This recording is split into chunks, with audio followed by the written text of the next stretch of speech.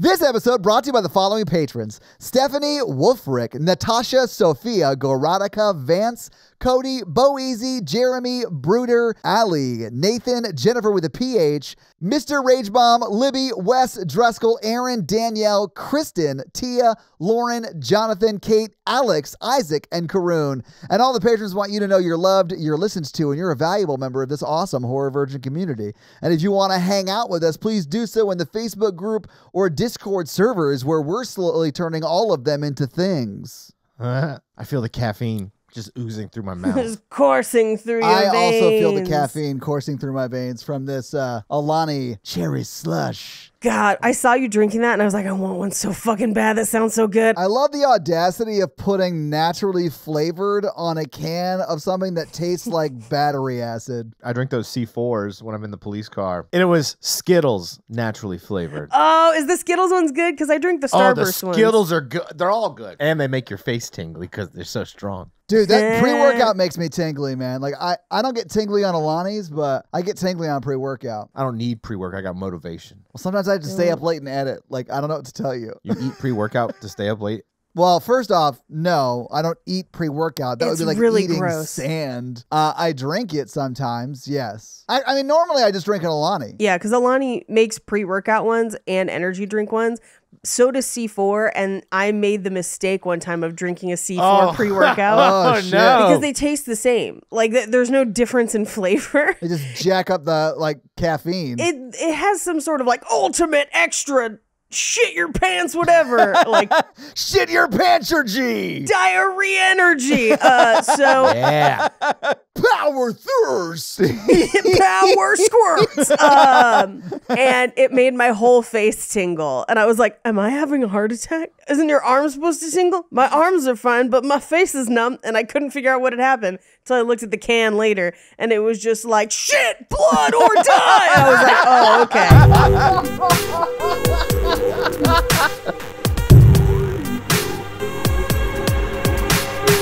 Paige, is it true that the only female character in The Thing is the actual Thing? I'm not going to support your relitigating of The Thing with the monster as a woman. I'm not going to do it. How do you think Newt sent the Thing to Earth?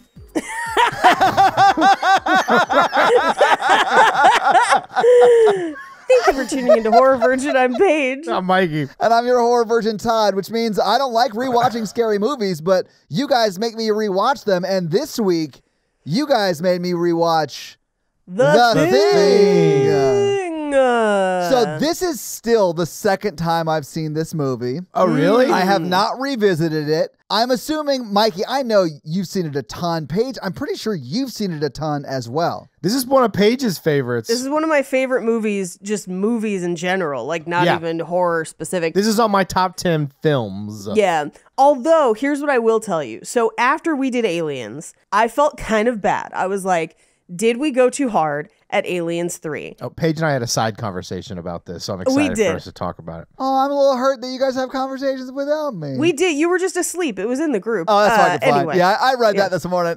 You guys have conversations without me? When there's like 73 missed messages on the group text, I'm like, if it was involving me and important... Todd would have texted me.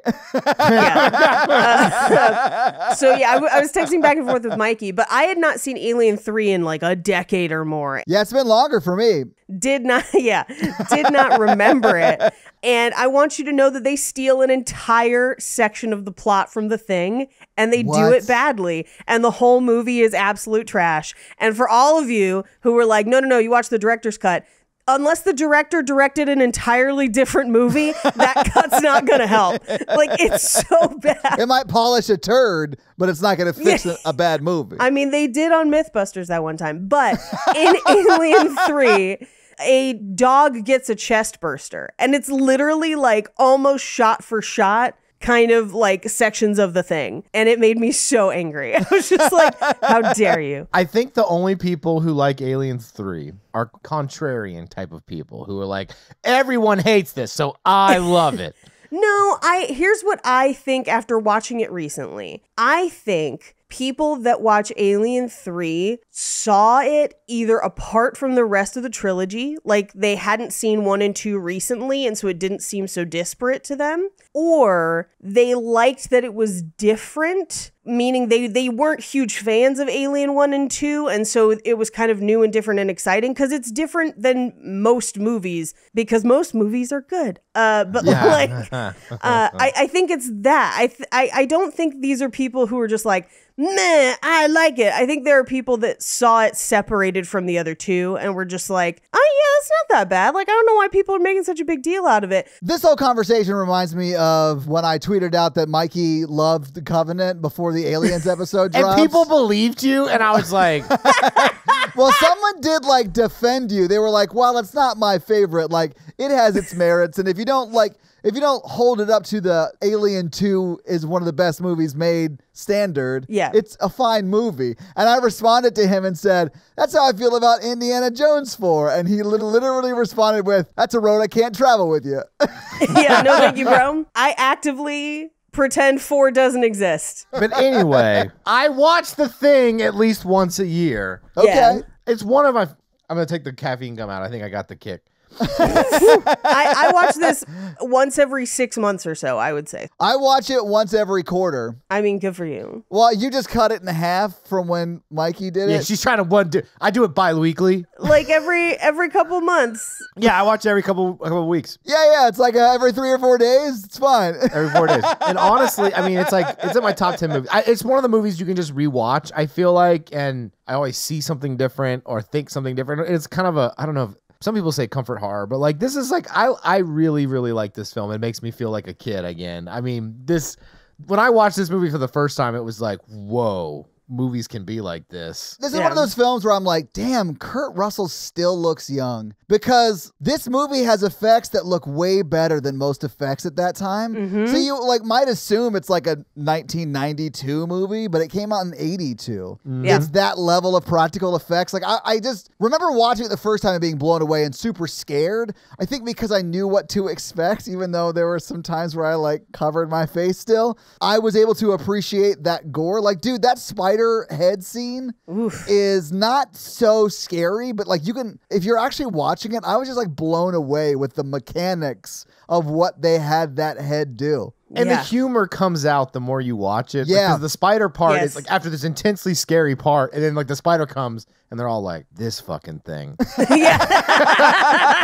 God, really? Yeah. Unfortunately, I think this movie does not pass the Bechdel test. Oh no, not at all. There's no women in this movie. Not if Paige won't let you go on your The Thing I is won't. the only woman here rant. I refuse. So, yeah. I refuse. I don't know if that's included in the edit, but you shut that down even before we started.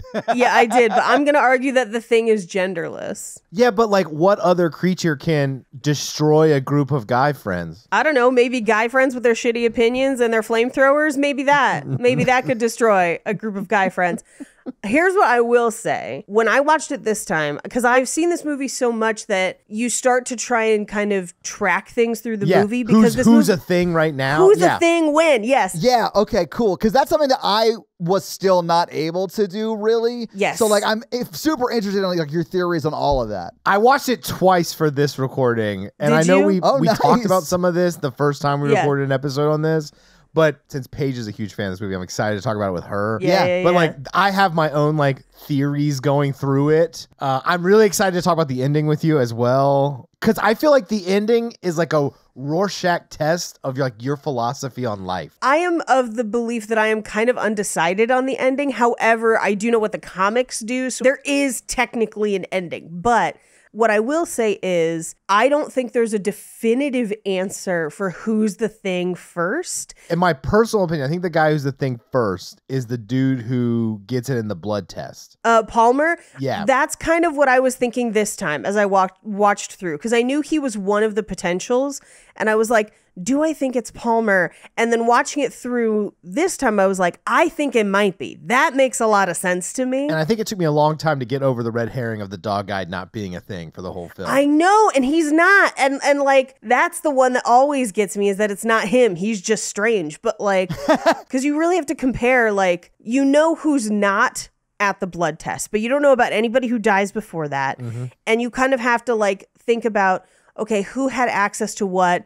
who was where with who. And Wilfred Brimley definitely is not one until the blood test. Like it's every scene up until the blood test. I don't know. I think he is one. I think it's the scene before that, where he's got the noose, but he hasn't used it. Yes. Because I think the thing would have stopped him from trying to kill himself. Exactly. No, I think at that point he still wasn't the thing, because he's like, I hear noises out there. I'm scared to be out here. I think it's out here. Well, that's an easy thing to say, but he's like, you got to let me in. I want to come back inside. Yeah. I think that's a misdirect. Yeah. Yeah, I think so too. I think it was dumb of them to put him outside as like a prisoner. You mean? Well, because Todd, if they didn't have him outside and they just had him locked up in like a closet in there or something, they could have done the blood test immediately and not caused the end of the movie. Yeah. No, I know what you mean. But like in the spur of the moment, like I understand sort of how he ends up there, but I definitely would have had someone watching that with a flamethrower because he's bait at that point. You got to go in pairs. Well, yeah, but you can go in pairs. But then you also, what if both people in the pair are the thing? Like, that's what haunts me about this movie so much is like, the first time I saw this, because I saw this for the first time as a teenager I want to say in college, like my freshman or sophomore year of college. And I had nightmares for weeks. And the nightmare was always the same, that I was like running away from having like air quotes defeated the thing. And then I get into a taxi cab and either the driver or the person next to me is the thing. Yeah. It was like a recurring nightmare about it. That, and then the one scene that like to this day haunts me is with Bennings in the snow and the claw hand when he makes that just like inhuman sound. And he like looks up in a way that's like, we're friends, man. But like, and then he makes that sound and you're like, what the fuck? Yeah. I just love the paranoia. I love the characters and how they interact. I feel like it's an Agatha Christie type whodunit murder mystery type jam, but it's like a horror version of that because it very much is like a locked room mystery. Yeah. But you're in Antarctica, right? But like, I love Knives Out. I love shit like that. Like, I'm here for that kind of stuff. Dude, I watched Glass Onion yesterday and I had a fucking blast. Yeah, it was great. I think creature features are like some of my favorite horror films. Like I like people versus monsters. I mean, I already know people are monsters, so I don't need to see movies about that. Like Predator, Alien, the thing. Like we have a common theme to the movies we absolutely love, Michael. Right. Am I in trouble? Just can't believe Newt would send this thing all the way back down. I don't even know how she got it past. I mean, that's the one shot in Alien 3 where I was like, okay, that's effective and pretty scary, is they like pan over the pods and they couldn't get the same actors, one because Newt had grown up and B because Michael Biehn hated them. And so like in his pod, like his head is gone like from like a beam, which they retcon in an Alien video game to say that he survived at somebody else's body. It's not important. Anyway, when you look at Newt's, she's in the pod and she's just like, like she's clearly seen the thing and is trying to claw to get out, but has died in the process. I don't want to talk about Alien 3 the whole time, but like they say that there is an alien egg on the ship that the queen laid. You can kind of see it, yeah. But in Alien 2, we learn that she has to have that apparatus the to lay ovipositor. The egg. She doesn't have that up there, and she didn't bring it. I was just, I hate that fucking movie. Yeah, I mean, here's the thing. I'll go with you that there's an egg there. Whatever, maybe. I'm not gonna, but whatever. They couldn't get into the pod. It's a long story. We can't. There's different theories. We'll save it for that episode. We got to save this part for that episode. Save it for that episode. Anyway, this movie, fantastic. Even though it doesn't have ladies in it. I'll address that for a second. Okay. It's not cool that there's not ladies in this movie. You could have easily made one or more of those people a lady. It wouldn't have been hard. You can't even hide behind the it's a military installation thing. Like there is one military officer, but the rest of them are like functional support staff or scientists, right? Yeah, they're scientists. Yeah, but like how could a woman be a scientist? Fuck you. Oh, God. I'm kidding. Have you not seen the Thing remake, Mikey? I can't talk. We did an episode of the Thing remake. I know, Mikey. I didn't hate it. But what it could have been was so much better than what we got, is what I'll say. Oh, I'm not asking you for your review. We did that one already. But like, that's why I think they included the female in that. I think that's why they included her, yeah. Oh, and she's so good at it. I think The Thing, as a property, there could be another movie. I don't want a remake of this film. No, I want the rescue team to show up. Yes, Paige. That is what I want. Or a modern day where like it covered in ice and they never found the station, and then like global warming and that. Like global It was warming. Warming. we're now like 40 years later, and we're Yes. talking about like the legend of Outpost 31 that just mysteriously disappeared in ice flow or whatever. Like Roanoke. Yeah. I'm here for that. I'm here for the rescue people showing up.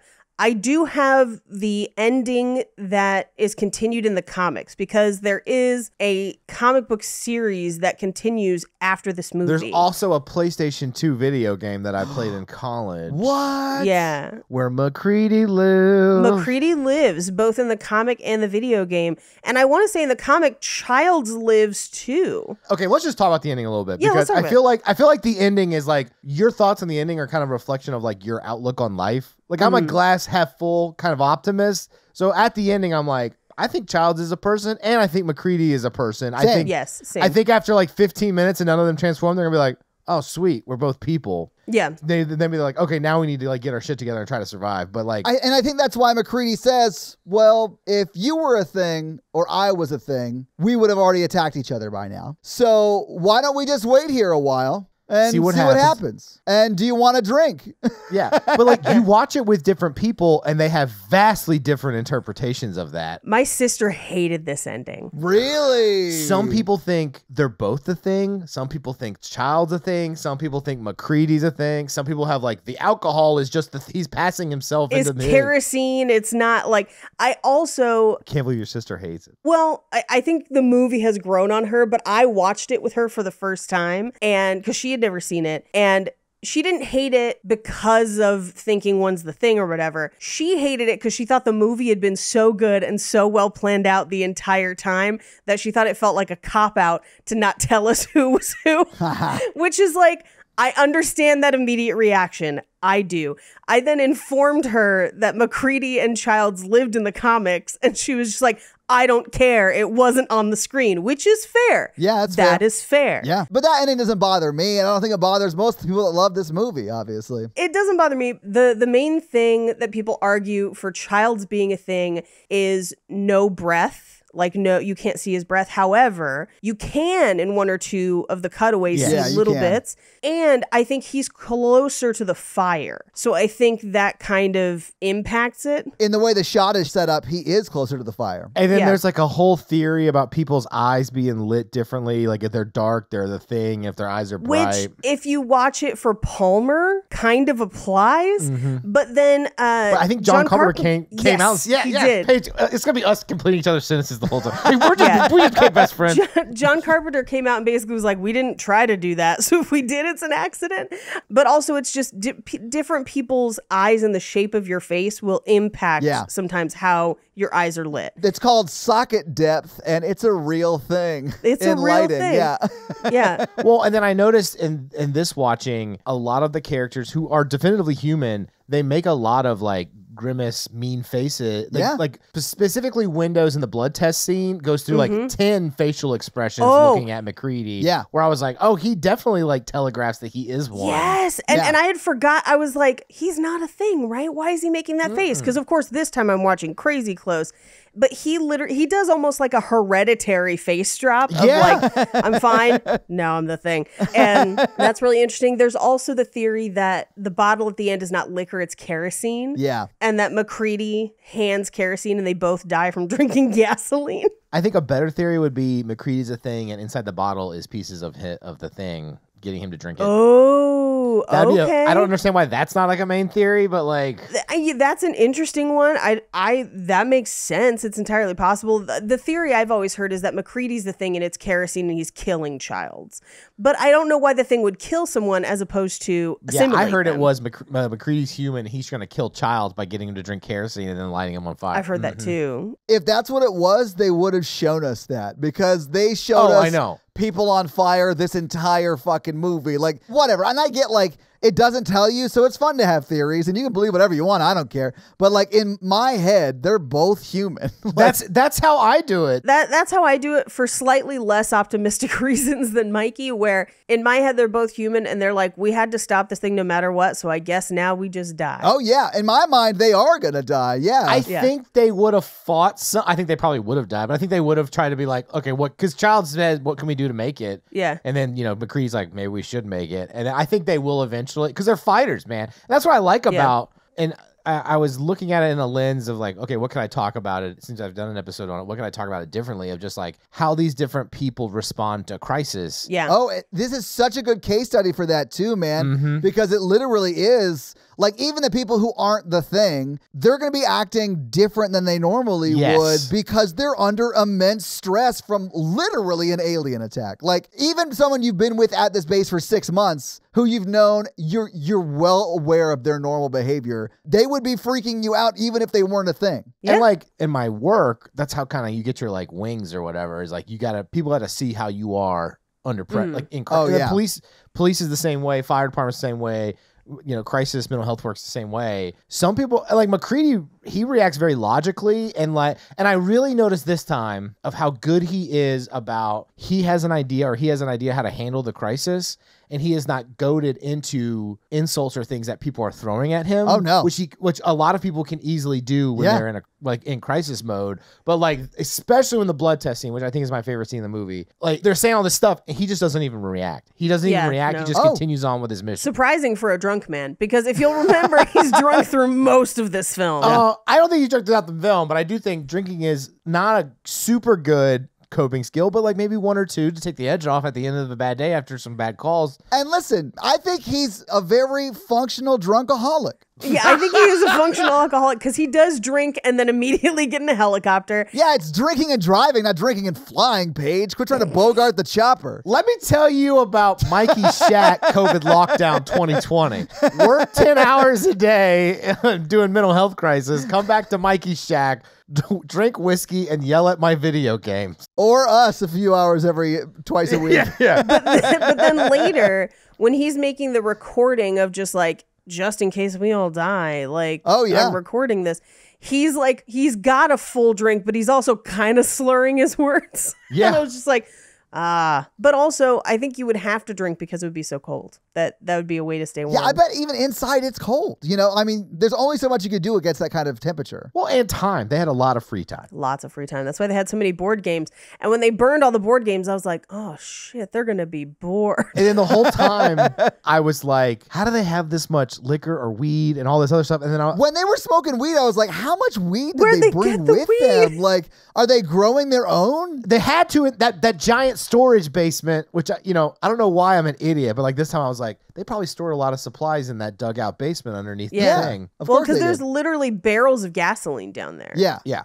So there's probably barrels of weed down there. Well, there's probably whiskey, and then I'm sure Palmer or whoever brought weed smuggled and it has in or whatever. Yeah. Well, I mean, I'm sure they're growing a little bit of it down in there. And he's smoking it openly. Like, no one is questioning him on it because those blunts were too big to just be like rationed. Well, but that's the thing about growing weed, though, is like it's very temperamental, and then you have to dry it. It's like a whole thing. Oh, I don't think they were growing it. I think he brought it in. Yeah, I think he brought it in. I think you'd have to. That's what I was it. saying. Like, did he just smuggle in like 6 pounds of marijuana? Like, I think they would have noticed that. I think it also depends on how long they've been there, how much it would be. That's true. Well, it was the first week of winter when this started, but I think a long period of time happens in the movie, like maybe a few weeks. No, the movie like 2 takes days. place over 2 days. Yeah. Is it 2 days? Yeah. It's 2 days, but we don't know how long they've been there before. Yeah. Yeah. We know that the Norwegians have been there only 8 weeks, and we know that they've been there longer than the Norwegians.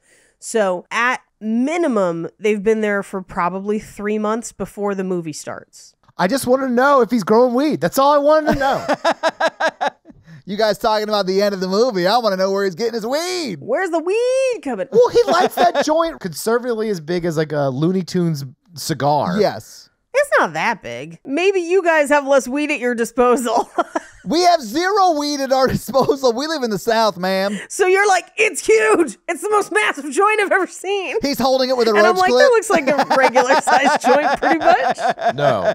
There actually is one he's smoking with a roach clip. It's really small. So like, That's true. That one was Well, I small. think that's the same one. The one he passes the Childs is very big. yeah. I think they're the same. No, chronologically, the small joint is first for some Was it reason. earlier? Yeah. Oh, okay. My problem with rationing is I just ration too much. Then at the end of summer, I'm like, I have so much whiskey to drink in 1 week. That is a rough week to get Mikey to recording. I think pre-winter, McCready makes supply runs. It's got to be, right? Yeah. And then during the winter, they just hunker down, right? Yeah, and if nobody cares about them smoking weed, then I could see him replenishing the weed on those supply runs. You know what? I bet weed's legal in Antarctica. I mean, I don't guess know. it's like an international zone. Yeah. Well, do you guys want to go through the movie scene by scene? Yes. Let's get into it. We open space, the final frontier. These are the voyages of an alien that can turn into anybody. This is its story. We see its ship. Then we get a title card that says Antarctica, winter 1982. The year my parents got married. Oh, really? Oh. Yeah. Mom and Dad. Mom and Dad. We also see the plane. We also see the spaceship like hit the atmosphere and like it looked like it was in some distress, like it was crashing. So again, back to my theory of being a woman. No, Mikey, it's I'm because sorry, Newt is a child and therefore can't drive. we know she crashed the UFO. she crashed. She let Ripley drive, who also 3 for 3. 4 if we count Aliens 3. We're not counting anything from Aliens 3. A movie that takes a franchise about a strong woman hero with allegories for rape and then makes the rapists the heroes. Yeah, I hate it. Anyway, the thing may have been pretending to be a female driver. Crash. Oh, Or, wow. so Mikey. remember how in the original Alien they go to the derelict ship? Yes. Maybe this is another derelict ship. What if they're connected? There'd be a whole movie. It would have some dumb name like Covenant or Prometheus. There would be. It would Alien versus Thing. Or it would be Reflection. Alien Reflection or something like that. Sounds so plausible. I hate it. Anyway, Antarctica, winter, 1982. But it crashes millions of years before. 100,000 years, they say. At least 100,000 years. There's no way to tell. Who knows how old that matte painting is? It crashed on Pangea. Sure. Pangea, I don't even know her. Yeah. Anyways, it crashes a long time before this research installation is there. Right. That's all you need to know. Anyway, we look at the mountains as a helicopter crests the hill chasing a dog. We see that the helicopter is from the Norwegian team. Yeah. I do love that this dog is just like out here being the best little dog it's going to be and just like running around. And the Norwegians are just like shooting at it. It's a Shoot thing. all huskies on sight! I know exactly. Paige, when I first saw this, I was like, what the hell is happening? And That was my like, sister too. She was like, this why are is they so shooting at sad. the dog? No, exactly. And I mean, he does this on purpose, right? But Yeah, like no, the of course. second time watching it is a very different experience. You're like, yeah, kill that thing. Get Kill him. that thing. The initial misdirect about this whole thing is hilarious. I love McCready's introduction where he's playing chess against the computer. Oh, Yeah. so funny. I love all the characters being like, what is that helicopter? It says that. Is that something? No, you idiot. Why is it shooting at a dog? What the They fuck? actually never asked that question, which is very odd. No, they do. They do ask it after it's already happened, after everyone's dead, after like the Paige, worst. if it was us three in Antarctica, we would go, why is that helicopter shooting that dog? That would be the first question. Yeah, that would be the Yes. first question. Instead, they're like, what does that helicopter say? What's that? Scientists, idiots. What I was struck with this time, because I know it's the thing, obviously. Yeah. How good of an actor that dog is. Holy And I know that's a shit, weird yes. thing to say, but this is the best dog actor I've ever seen. Paige. Ever in my entire life. I wrote in my notes about the scene when the dog creepily walks down the dark hallway. I was like, that dog actor deserves a Dosker. Like, what are we doing? Yeah. The one that struck me is when it's like completely still watching the helicopter out of the window. Yes. Because Yeah. like, if you know and you're watching for it, the more you watch that dog, you're like, that dog's the thing. Like, you can just sense it and see it. That dog has been pitching this script for years and is so honored to be in this movie. He's delivering 110%. Do you guys know why Pavlov had great hair? Why? I love that this setup is going to... Okay, let's do it. I can't wait. I cannot wait. He conditions it.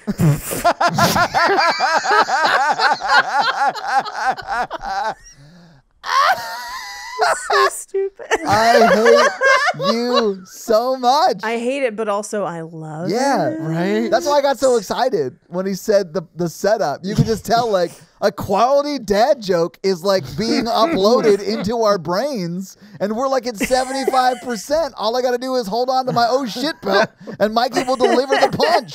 Thank you. So Perfectly timed. dumb. Do you know Pavlov's favorite Disney princess? He's got a tag, Oh, Paige. God, a tag. Okay, favorite Disney princess.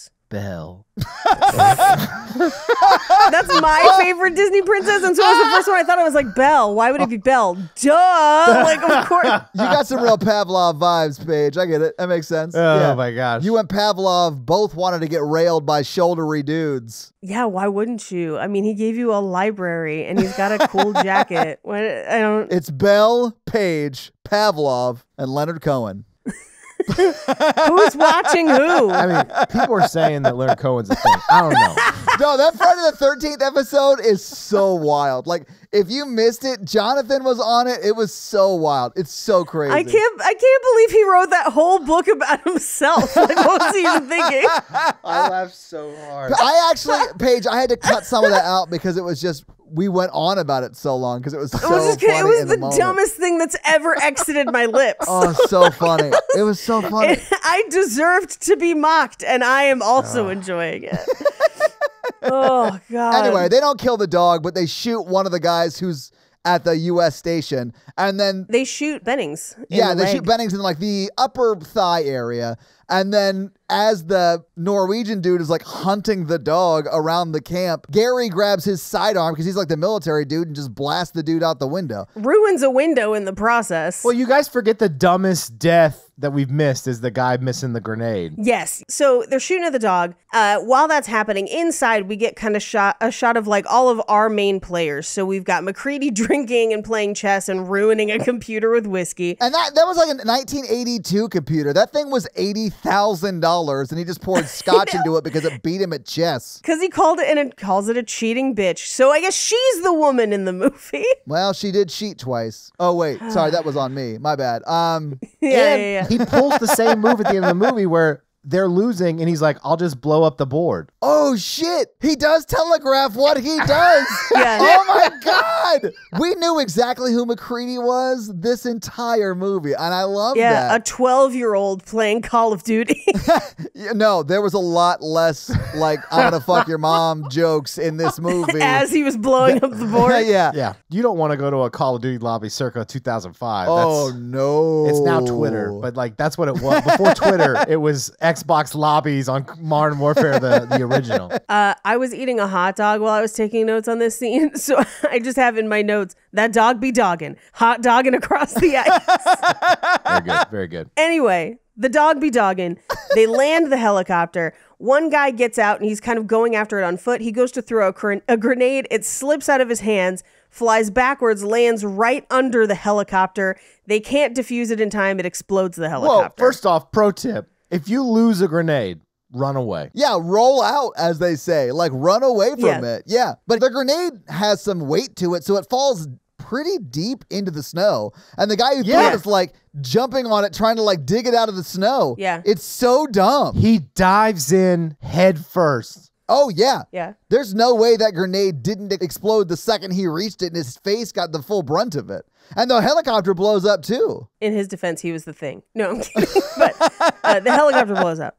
And now, if you remember from the prequel, when we watched the prequel, because here's the thing, it's not terrible, and it does fill in some interesting gaps here, which I think is interesting. That guy survives the other installation and flies to chase the dog, like specifically. Yeah. So the movies are kind of seamless, which is interesting. It makes me wish the prequel was better, but... Well, that guy doesn't seem like the type who would dive headfirst in after a grenade based on the prequel. Well, the guy who's flying the helicopter is the rescue team that they called. Yeah. The guy who's shooting is basically the lone survivor of the Norwegian base, and the helicopter takes off.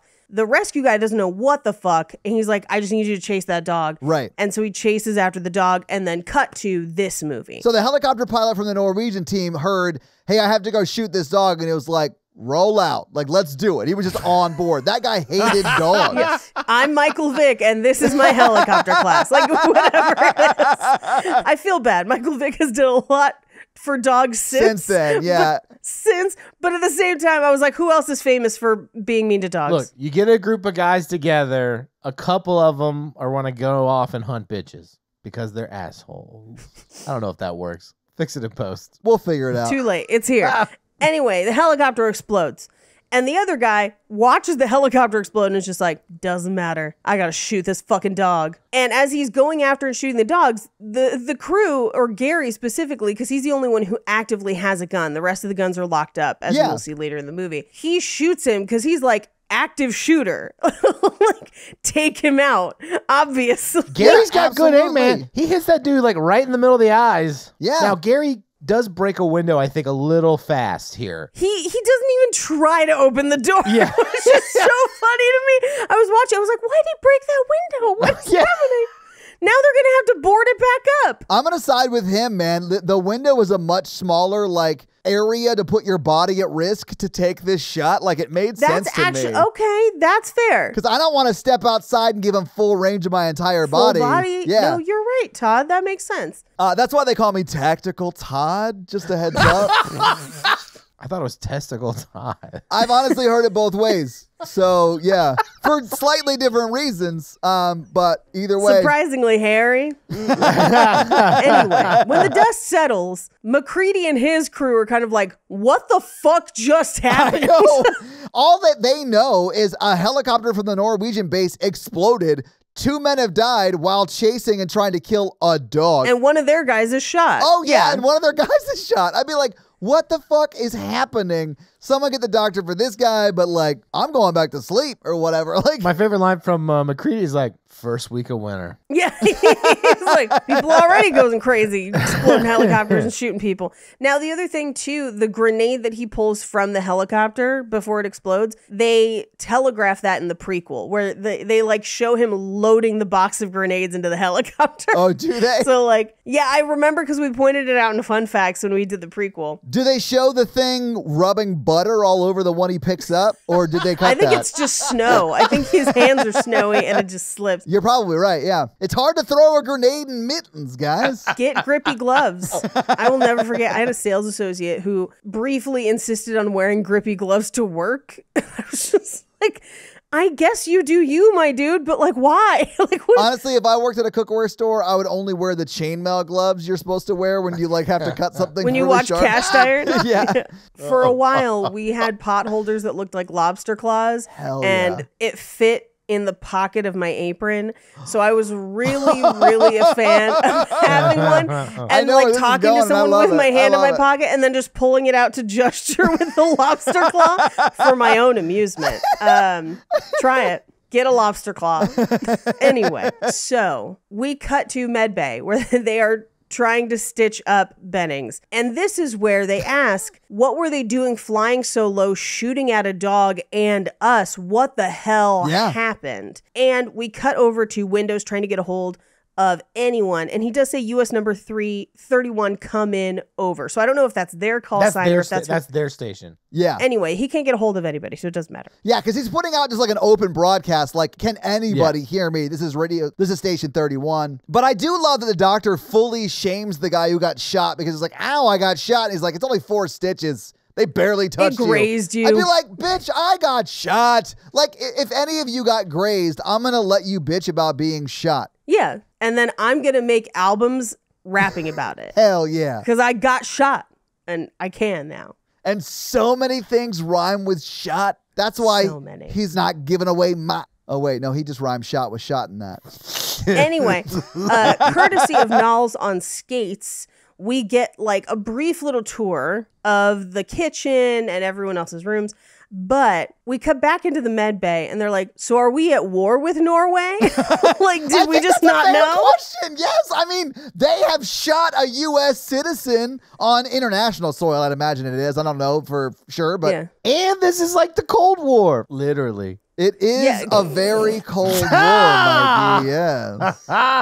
I did ask my husband while watching this if he would consider cutting his hair like Kurt Russell's in this movie. What did he say? And he was like, if I decide to cut it, I'll do that. And I was like, all right, cool.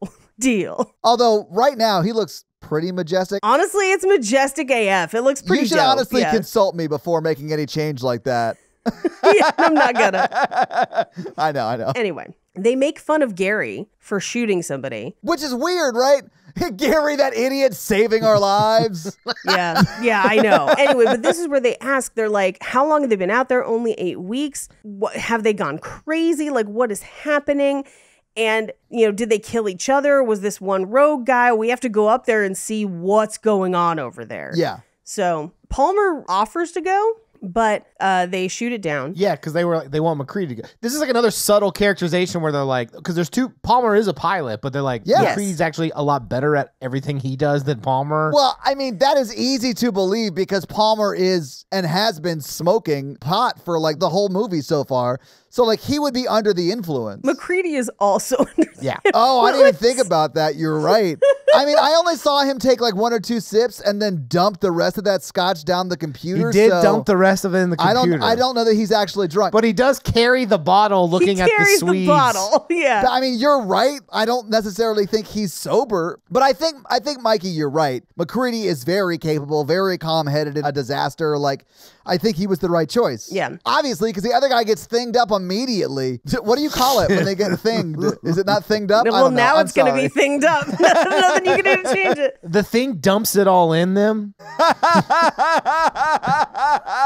That's what happens. It takes about an hour. The thing dumps it all in you.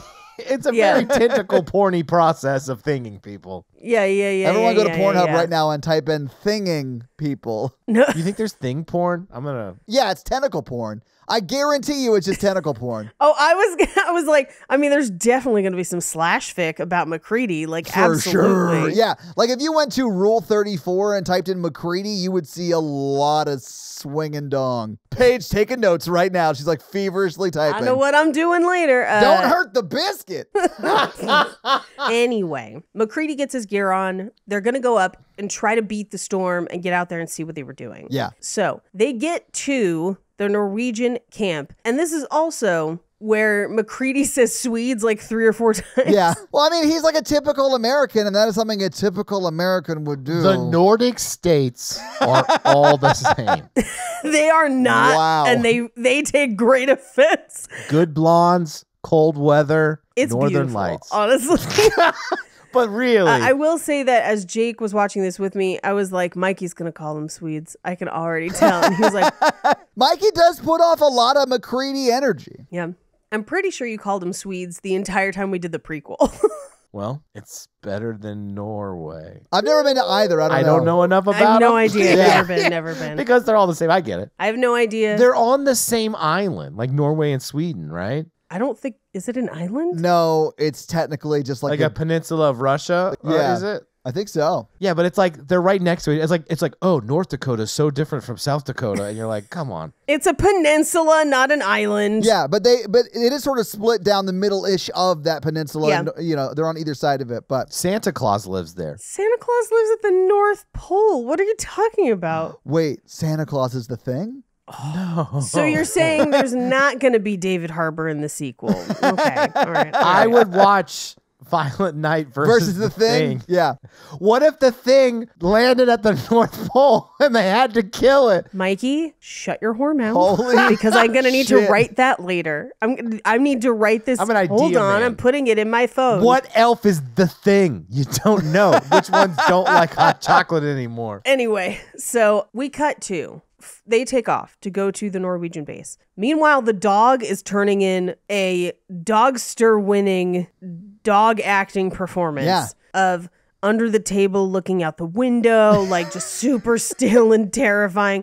We see Bennings healing up in med bay. Yeah. We get like a little tour of the base, and the dog comes out and goes into someone's room, and there's a shadow, but it's not entirely clear who it is. Do we want to talk and debate right now? Yeah, I think it's the dude from the blood test. I think it's Palmer. I think you can easily track that it's Palmer. Because a lot of people have different hairs. There's only like 2 or 3 people who have that hairstyle in the shadow. Well, he doesn't have that hairstyle. That's the one thing that doesn't quite work because his hair is curly. So like perhaps the shadow would be different, but the shadow is vague enough that it could be. The other option is potentially Fuchs.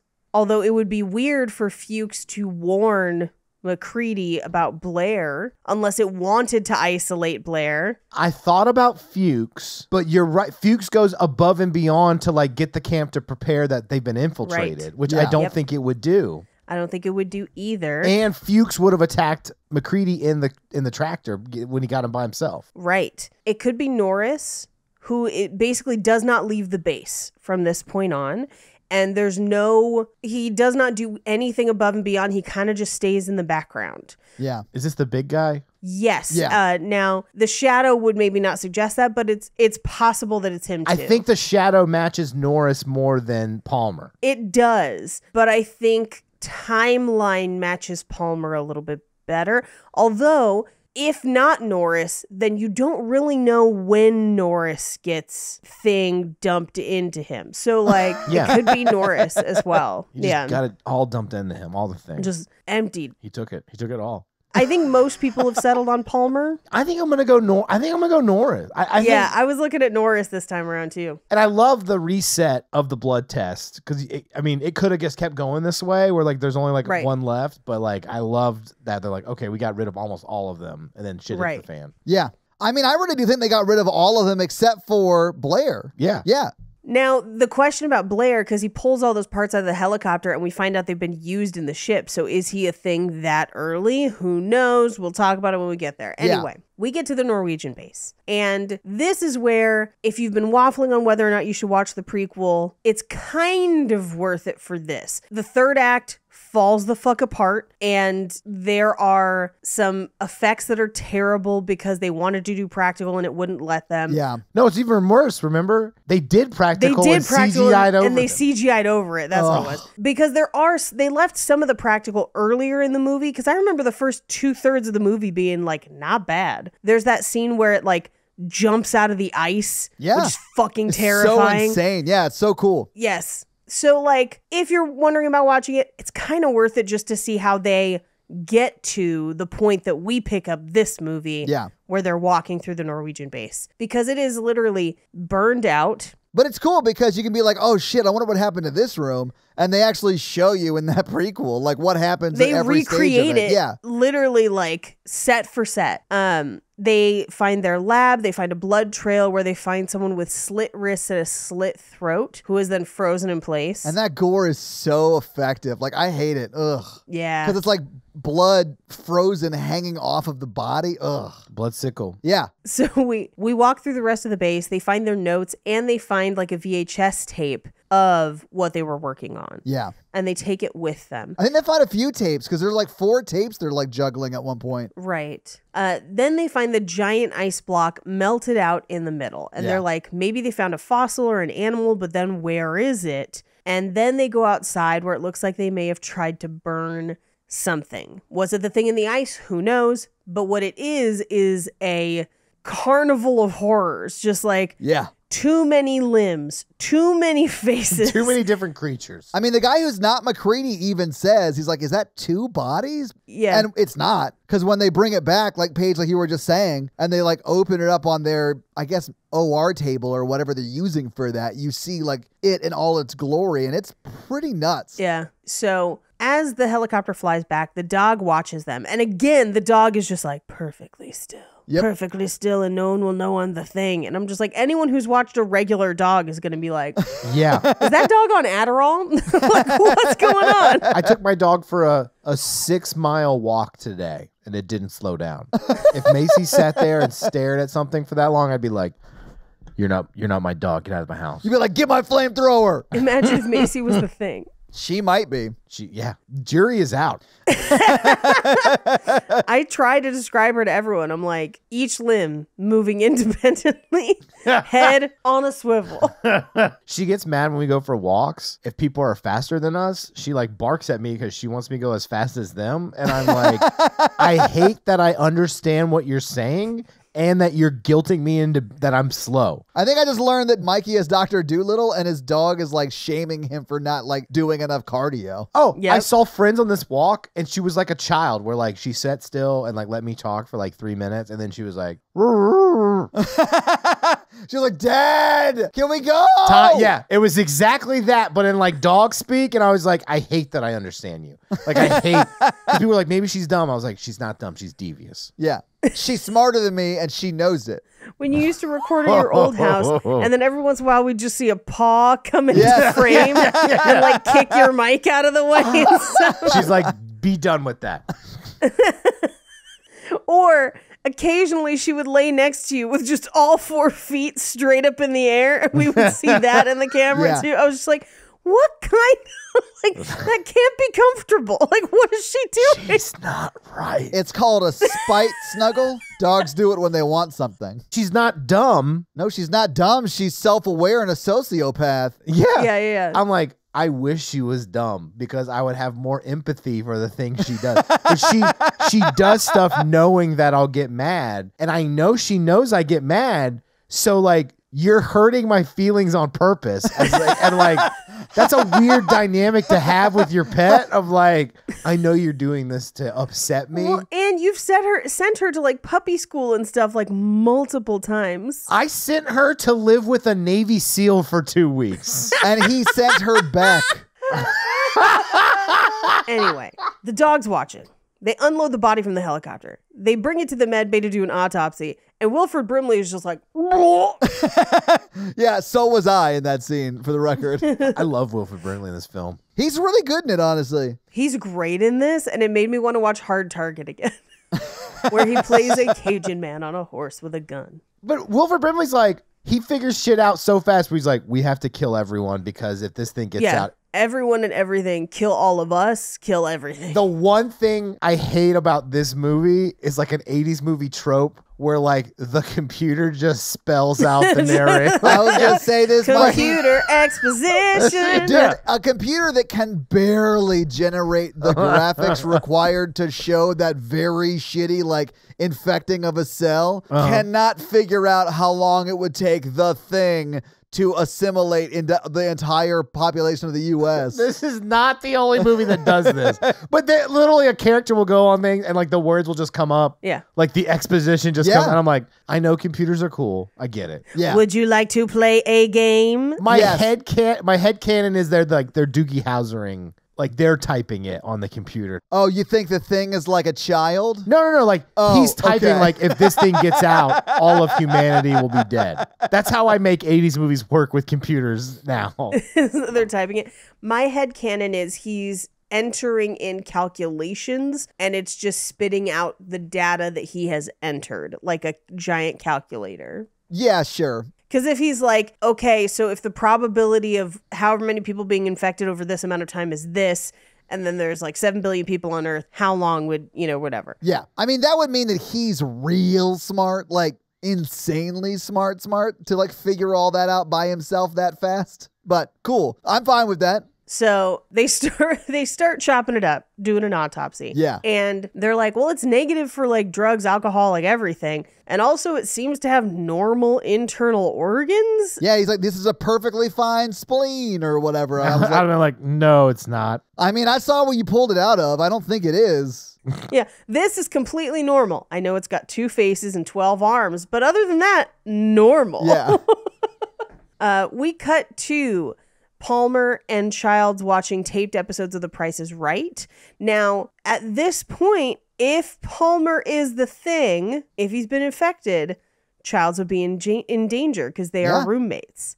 And Childs doesn't turn, which I think lends more credence to Norris. Yeah. Okay. Anyway, everyone else is in the game room. The dog is under the table, and they ask Carl to put him back with the others where he belongs. And thus begins the saddest part of the movie for me. The fate of the dogs is my least favorite thing about a movie that I love. I know. It is terrible what happens to these dogs. But I understand why they would put the dog in the kennel with the other dogs, you know? Yeah, stands to reason. Yeah. But so they put it in the cage with the dogs, and the dogs immediately know what's up and are just like, Dude, the dog that like gets up and like starts to bite at the fencing, like when the thing starts to transform out of the dog and its face opens up and the skull falls down and it's just that tongue thing. That dog looks actually scared. Like, what the fuck is happening? Yeah, I don't know how they did the dogs. I suspect it was bad. Yeah, I mean, like... Their acting is too good. Yeah. It was the 80s. Yeah. Every dog in this deserves an Oscar. Like, they're so good. Yeah, it's insane. They're so good. One of them gets kind of sprayed with acid goop. Carl comes back because they're all howling and barking. Yeah. And the lights don't work. So he goes to try and open the cage, and a bunch of the dogs run out. So at least initially, a bunch of them escape. Yeah, like I think it's 3 of them run out. Yeah, 3 of them run out, 2 of them get killed. Yeah. Meanwhile, McCready overhears it too. So he sounds the fire alarm. Everyone rushes to the dogs, and they get the flamethrower, or rather, he tells Childs to get the flamethrower because I think he's assuming it's whatever they saw earlier. Let's burn it. So at this point, it's a giant goopy thing dog, and it's trying to, like, it's got its tentacles around the other 2 dogs, trying to absorb them. Yeah, it's... Ugh. And McCready mercifully shoots the dog that's trying to absorb. Yeah. Which there's, like, it's rough to watch, but you're just like, better that than them experiencing being absorbed by the thing. I would 100% want to be shot if that was my fate. Like, if I was no chance of not becoming a thing, please kill me before I become a thing. I'll do it. Yeah, absolutely. We'd burn you. So they try to flamethrower it. It grows and climbs kind of up through the roof, but as it does, we see that it's got human eyes. Yeah. Which means it has already taken somebody. It's got human eyes. One look at you and we spray it with fire. It's got human eyes. Anyway, Hell yeah. They torch it and then fire extinguisher it and try to do an autopsy. And they cut it open and find like multiple mutilated dog faces inside. I'm going to be honest with you. If I saw that go down in the kennel and then the guy flamethrowered it, I would give it a beat before I ran in with the fire extinguishers. They were like on it immediately. Well, they don't want the whole place to burn up because they're stuck in the middle of Antarctica. I mean, that is a good point. But also, that's crazy. Like, I'm probably not going to go in there first. I'm with Todd on this one. I would have let it burn a little longer. Yeah, I want a charcoal briquette that I can put out. I wonder if it needs oxygen. Because you could put it in a tight, like an airtight space and spray a fire extinguisher in there. And then like, because it attaches the oxygen particles, Yeah, I think. that's how it puts it out. Yeah. And I think you would take all the oxygen out of that tight space and kill it that way. But I don't know if it needs oxygen. I don't know if it needs oxygen. We also know that those things aren't dead. Well, they burn them more after that and then they are dead. That is true, yes. It like at least incapacitates it. Although I think the doctor gets turned while he's doing an autopsy. No, I don't think Wilford Brimley gets turned doing an autopsy because he wouldn't have destroyed the helicopters or the radio if he was a thing. He would have. But he's using those parts. Yes, that's the part that I'm like, I don't know. No, because they catch him destroying the radio and he's just axing shit up thinking they're all the thing. They catch him destroying the radios in the installation, not the helicopter parts and the radios from that. Yeah. Well, but he destroyed the helicopter first, I thought. He did. He goes to the helicopters inside. That's where they stop him. Yes. I do personally believe he was not a thing until he was put outside. I think he was like, we need to make sure no one can leave or no one's going to come get us. I'm going to kill everybody. I think he kind of lost it. Yeah, no, of course. Which some people do in a crisis. Oh, sure. Yeah. Yeah, I'm not saying I'm right. I'm just saying that it seems like he might be a thing already by the time he's like bastardizing the parts out of the helicopter. Well, that's what makes the movie so good. I know. That's what I'm saying. Like it evokes interesting conversation. I don't think he is, but I can see people can make a case for it. Yeah. You could make a case for it. I would say because he's warning them this whole time to do things that would not make it hospitable for the thing. It makes me wonder if the thing takes advantage of the fact that he ruined the helicopter, didn't prompt him to ruin the helicopter. Does that make sense? Huh. Well, and then also I think personally it goes to the shack, goes in through the door hole, like the little sliding, the pie hole. Yeah. Then throughout the whole film, the other things are feeding it parts so it can build the ship underneath. Yes. Anyway, so he's like, oh my God, I didn't have time to finish. And they're like, finish what? And he's like, imitating these dogs. Yeah. And it shows them, I guess, taking the dog's blood or giving them some sort of sedative or something. The first time I saw this, I thought he put the dogs down, like in this scene. But we'll find later that he attacks them, which is so upsetting. Yeah. Anyway, so he talks to Carl and he's like, so you're telling me that dog wasn't in the kennel until last night? And Carl's like, yeah. And he's like, how long were you alone with the dog? Because they fully set Carl up as a red herring. Oh, yeah. I mean, but he is really connected to the dogs in a troubling way if he's not a thing. So Well, I mean, hey, we love pets. I get it. I have a lot of pets too, and I love them. So I guess I sort of get it too. But like, I love my pets too, but if they're a thing, they're going down. yeah, that's what I was going to say. Like, if they become a thing, they're no longer your pet. Anyway, at this point, they start reviewing the stuff that they found at the Norwegian base to basically be like, what did they find? Like, what is it? What did they know about this dog that we don't? Yeah. And in watching the videos, they find that they kind of made a discovery northeast of camp, and it is that ice block. So McCready and I believe Gary and maybe one other person is just like, I'm going out there. Yeah. I'm going to see what's out there. They go to the crash site, and this is matte painted. Of course. You can kind of tell. It's one of the few things that stands out. Now, in older prints, it doesn't stand out as much, but the version they had on Amazon was remastered, and it looks amazing, except for this. Yeah. This is one of the few things that you're like, oh, okay, that doesn't hold up as much. But like, still great for the time. Yeah, like in 82, when everything was like way lower resolution than it is now. Right. Like, you could get away with doing that kind of stuff and it still look great. It just doesn't hold up under HD. Right. And they see where they've cut the chunk of ice out. Yeah.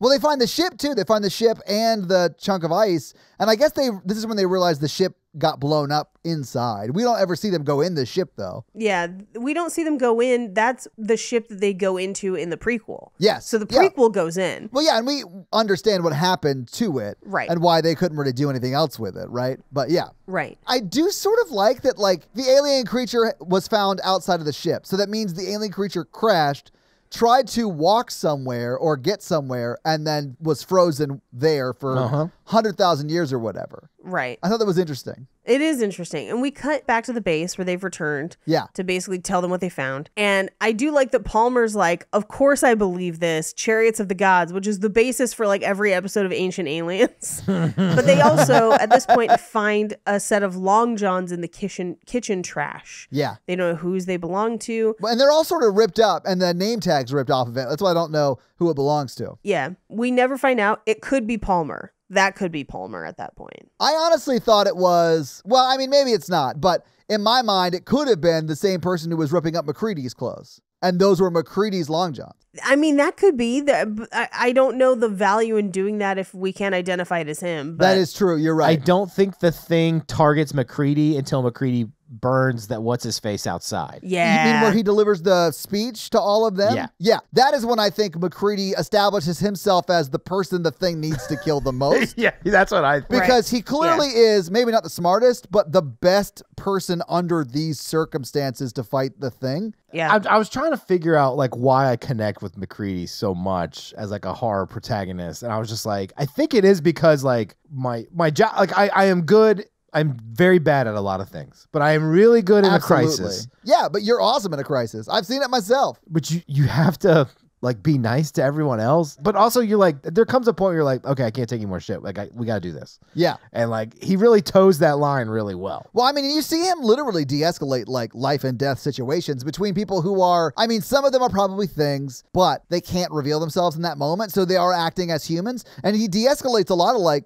guns in each other's faces type situations, right? Mm-hmm. Which, not to reveal too much, is very similar to what you do every day. Right. So like you have very strong McCready energy. I really feel like you just like grew up watching this movie and were like, I want to do that as a job. And then you found a job that was very close to it that wears less weird fedoras. I like that fedora. That fedora is huge, and you should not be wearing it while flying a helicopter with a ceiling that is like barely gonna fit that hat. Yeah, you should be wearing a giant wizard's hat. Anyway, this is where we get Blair typing into the computer program with a pocket watch, by the way, timing. Yes. But it works better if you just think he's journaling. Yeah. Dear diary, beep, beep, boop, boop, beep, boop. Exactly. Yeah. Beep, beep, boop, boop. This is bad. Like, this is really bad. Blair, bad. Blair, upset. Blair, power glove. I will take a Congo reference in every episode. It's too bad we don't have an action movie podcast. We could do an episode on Congo. I watched the film, then I read the book because I liked the film so much. Oh God, the book is very different. I had Congo toys. Amy had the little glove on her gorilla hand. Not to refocus us back on this movie that we're doing, but do you have any The Thing toy merchandise, perhaps? Doesn't ring a bell, yeah. Wow. Okay. Cool. That's really good to know, Mikey. Oh, that's right. Todd bought you one. I was going to say, it was like, at the time, this wasn't a children's movie, and it didn't do well. I do have a McCready action figure. I did break the flamethrower You accidentally. son of a bitch. You broke the flamethrower, Mikey? Yeah. I'm more of like a take it out of the box, play with it kind of guy. And these kids today, they don't know how to build an action figure. Oh, Because all these newfound action figures get trophies or ribbons or whatever boomers are saying. Insert boomer culture war reference. Yeah. None of these action figures want to work today. My toxic trait is that I'll buy gifts for both of you for Christmas and then forget that I did and just give them to you later at random times. Because that is what that gift was. When I went to Austin, I got it, and then I just gave it to him. I appreciate it. It sits right here as I record next to the caterpillar. I mean, my McCready often sits while we record as well. Not today, though. By the way, I haven't said this yet, but every time you said McCready does XYZ in this episode, I'm fully picturing your cat in a fedora. And it's more adorable. When we decided to name him McCready, I photoshopped his head onto Kurt Russell's head and posted it. No regrets. McCready can get it, and by it, I mean snuggle. But also, this McCready could fully get it. Like, and by get it, you mean... Snuggles. And my headcanon is all of these guys are in Antarctica because they've done something very wrong in the real world and had to like end up here for work. No, that's the Alien 3 cut. I was about to say, that's more like Escape from New York kind of movie. Or Escape from Los Angeles. Yeah. Snake Plissken can get it. Snake Plissken can get it. Anyway, so from his calculations, it is 75% chance that one or more team members are infected. And if it were to reach civilization, it would, according to this computer, infect the entire world population in 3 years. Yeah, it says like 27,000 hours or whatever. Which I calculated. Yeah, to 3 years. That's actually a lot slower than I thought. Yeah, but it does have to get people alone. So like, I think the thing would be doing a lot of like, hey girl, you up? Yo, the thing's on Tinder working overtime. The thing is on Tinder. The thing is on Grindr. The thing is on Hoagie. The thing is on Sub. Anyway. I didn't realize those last two were things. They were not. That okay. Was a joke. Yeah. No, the only one it's not on is Match.com because Match.com rejected it because Match.com rejects people. Do they? So does eHarmony. Do they? Oh, yeah. I got rejected from both. For why? You apply and then they say yes or no. But that's why they have such a Interesting. big success rate because they only take certain people. Okay. I applied for Raya, but I didn't get in. You're not famous enough for Raya, Mikey. One day, Mikey. That'll be my goal. Get Mikey on Raya. I have one referral. All right, ladies, if you are on Raya and can sponsor Mikey as a referral, does that help, Mikey? Yeah. Reach out. We want to get Mikey on Raya. Let's make this happen. Mikey, I want to get you on Raya so bad. I feel like locally in Tennessee, you're not going to want to see what's on Raya. That's why I want him on it. There's a lot of country music stars in Nashville, Paige. I know, but do you remember that, even on Tinder, Tommy Lahren was on Tinder? I think you're going to get a lot of that. A lot of, I am a Fox News adjacent person. Just for that, I'm marrying a Fox News business analyst for you. Just have fun with that. I want to see the famous people, and I want to bug them. I don't like that. No, I wouldn't bug them. I'd just be like, hey, girl, you up? I'm a thing. I want to dump it all in you. Mikey, I dare you, double, triple, dipple dog dare you to go on one of your apps right now and say, hey, girl, I want to dump all my thing stuff in you and see what happens. Are you still on dating apps, Mikey? Not as much. I've given up on life, quote unquote, or whatever. You mean like dating? Yeah. I'm focusing on me right now. I feel like that's a healthy place to be, baby. Then I feel like you got to text yourself, let me dump my thing stuff. But also, I've tried real, genuine stuff on dating apps, and it's also gone terribly. So, dumping it all in you, it's an approach. It's a swing. I never had more matches on Tinder than I did when I changed my About Me section to just swipe right fuck stick. I got tons of likes. Didn't go out with any of those people, but yeah. So they have to move things out of the storeroom so that they can lock the bodies in there. And while they're moving, Windows leaves Bennings in there. Meanwhile, Fuchs tries to get McCready alone to talk. And McCready is like, I've been awake for days. Yeah. There's a fucking alien running around. Like, I don't have You're time. kind of a nerd, and I don't like talking to you anyway. Yeah, nerds. But Fuchs is like, hey, Blair has lost it. Yeah. And also, the cells of those things are still alive. So we have to, like, burn them again. Yeah. Meanwhile, in the room where they're storing them, we see Goop start to kind of move under the blanket as Bennings is reaching for a shelf. Yeah, if you want to really date me, someday you'll see the gloop moving under the blanket. Oh. I just washed these. Anyway, we cut back inside and Windows walks in as Bennings is being like absorbed into the alien with like so much blood. Yeah. And he's like, oh my God. So he runs to tell people and they come back and there's nobody there. Yeah. But they see Bennings running out in the snow. I love the way they shoot this though, because it's like they all run into that room and, you know, McCready like doesn't see him. So he like looks over and you see the window's broken and then he runs to the window and then you see Bennings just like hoofing it in the snow, just trying to run away as fast as he can. It's so funny. Yep. They rush outside where Bennings falls to his knees. Well, they pull the fire alarm first. Yeah. The iconic alarm. Which I love because at the 30-minute mark in this movie, everyone knows shit is going down. They don't know like the nature of the shit, but like everyone knows the shit's going down. And there's like an hour and 10 minutes left, right? Yeah. And I feel like a lot of them make what I would consider realistic choices along the way. Like nothing seems crazy to me. Like, oh, why would someone do that? I feel like I understand why people are doing everything. And that's one of the things I appreciate about this movie is it feels, even though it's about an alien attack more or less, it feels very grounded in reality. Yeah. Well, and this is where you realize for the first time that it could be people. Yeah. Like everyone has talked about like maybe it's people, maybe it could be people. This is the first time you see it and see how close it can get to being people.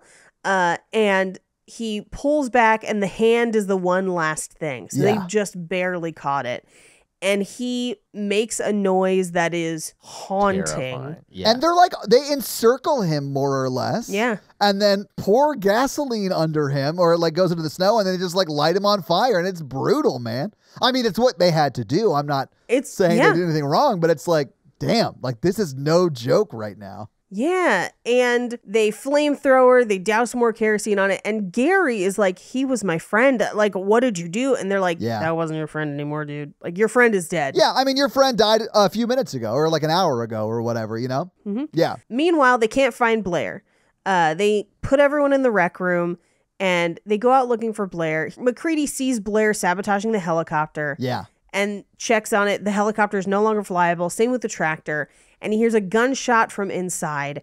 He goes inside and Blair is trying to destroy all the radios and has attacked Windows. Dude, the way Blair is shooting is like nonsensical and crazy. This is another one of the reasons I think Blair is turned, because the alien does not, or the thing does not know how to shoot a gun necessarily, because he's like whipping his wrist as he's shooting it. I think Blair is just not a good gun guy. I mean, he is a doctor. I don't know how much exposure he would have to guns. I still think this is Blair. I mean, he's yelling, any of you could be it. I'm gonna kill all of you. And he's actively trying to kill them all and trap them there so nobody gets in or out, which the thing to a degree kind of wants to trap them there because no one gets in or out. But at a certain point, the thing has to then get out of this. So like they have to be able to radio for help. And I think the thing wanted to keep everyone alive because it could absorb everyone until it cuts the power at the end after the blood test. Right. I think that's when the thing's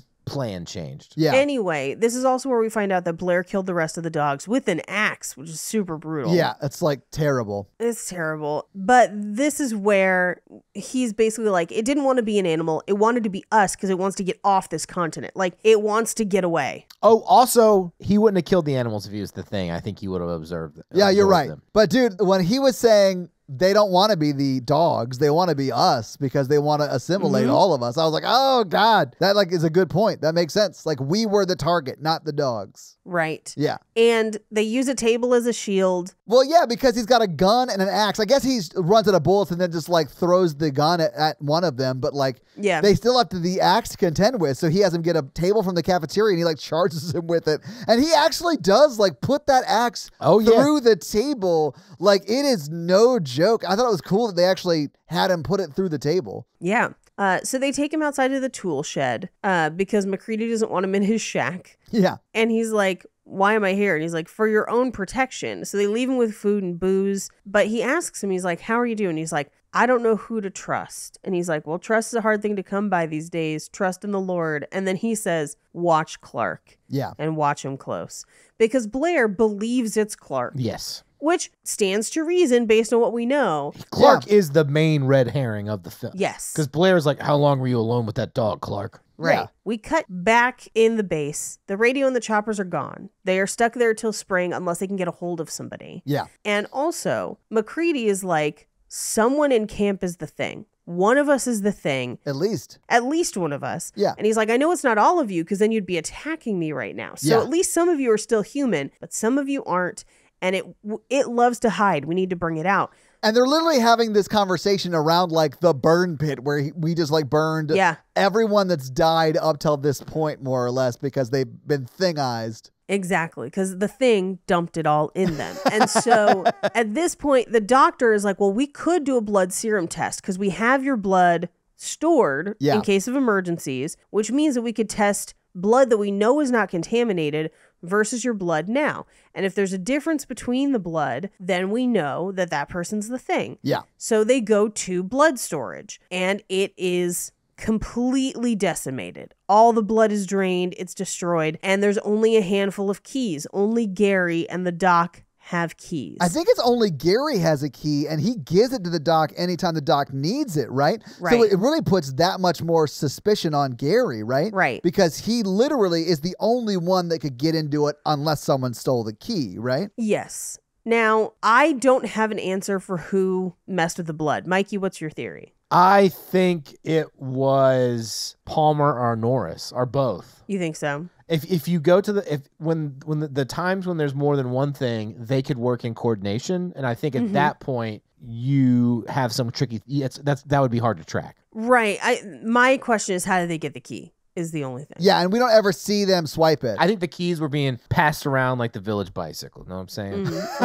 But I do think people were paranoid about being accused, and I think these are just 10 guys living together. Most of them knew each other. They've worked together a long time. I think there was not a lot of security with the keys, and I think Gary kind of lied because he didn't want to be accused of being the thing. And I think the other people kind of lied about it. I think the doctor wasn't in on it, or he would have done it secretly. Right. That's what's interesting about it is the paranoia and the lack of trust. I think people lie to try to save face of like not being the thing, but it makes them look more guilty, which is a human response. Yeah. But I just think the keys were being passed down. Like I have manager work keys, and I think you did it probably at Sur La Table. You just hand them out when everybody asks, and then like you would be if like I did not, but okay.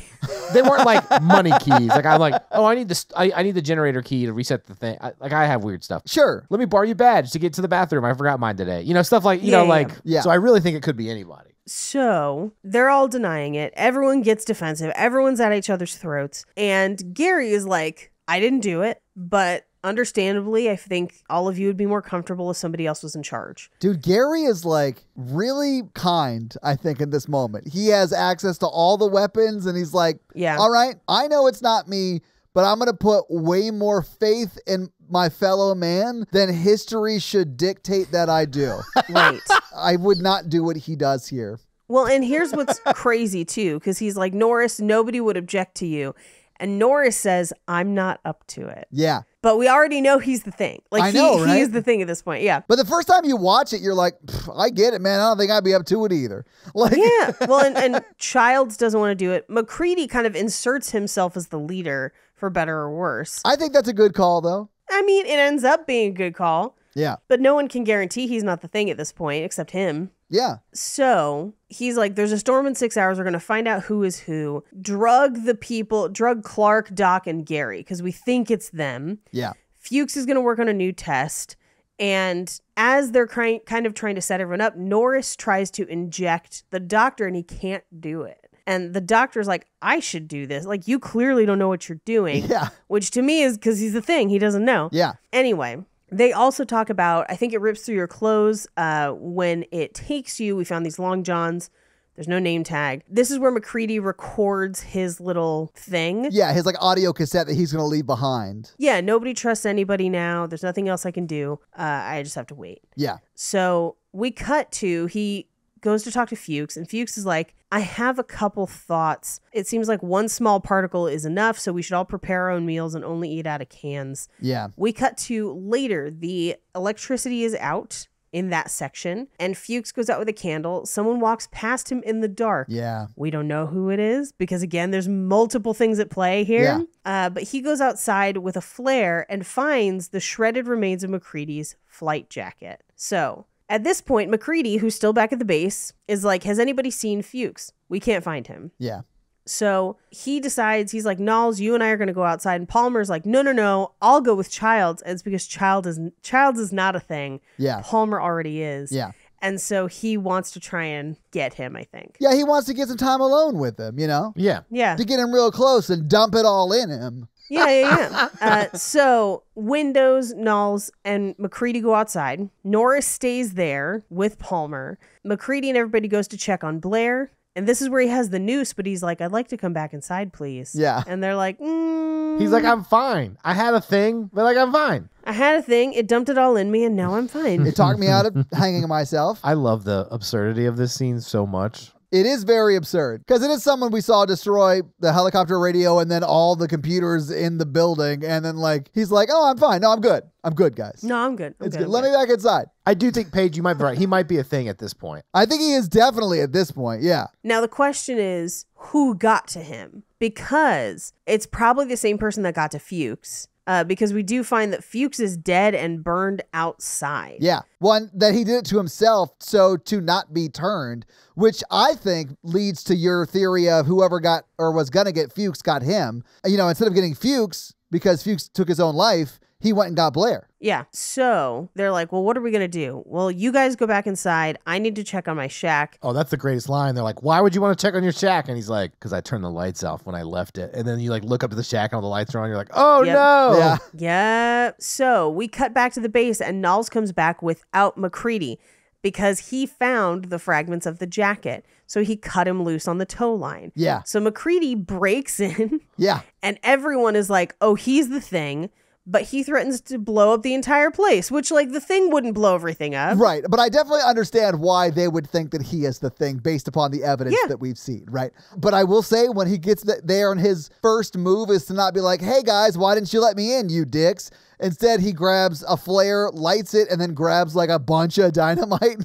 That's a big swing right there. Like a lot can go wrong in that situation. Yeah. But this is where, with the dynamite, he knocks Norris down, and it appears that Norris has broken his neck and dies. Yeah. So they take him to medbay, and MacReady at this point is like, nobody is out of my sight. And so everyone's in medbay. Yeah, Childs is goading. I'm like, I know you have to sleep at some point. He's like, I'm a light sleeper. You never kill me. Yeah. And I was like, man. Oh, dude, it's so tense even in this scene. Like, they have moved to a different room, and MacReady is still about to light the dynamite. Like, it's crazy. Yeah. I think when the guideline was cut and he realized that the thing was shredded, like the shirt was shredded, he just assumes everybody's the thing, and he's like, I'm going to blow this whole... He's like, I'm done. Like, I think he's like, he's by himself. Team of one. Oh, yeah. Team Army of of one. Mm-hmm. So the doc is trying to use the defibrillator paddles on Norris. He does it once, he does it twice, and then Norris's chest opens up and devours his arms whole. It is so crazy, and it got me again today. Not as bad as it did the first time because you know it's coming.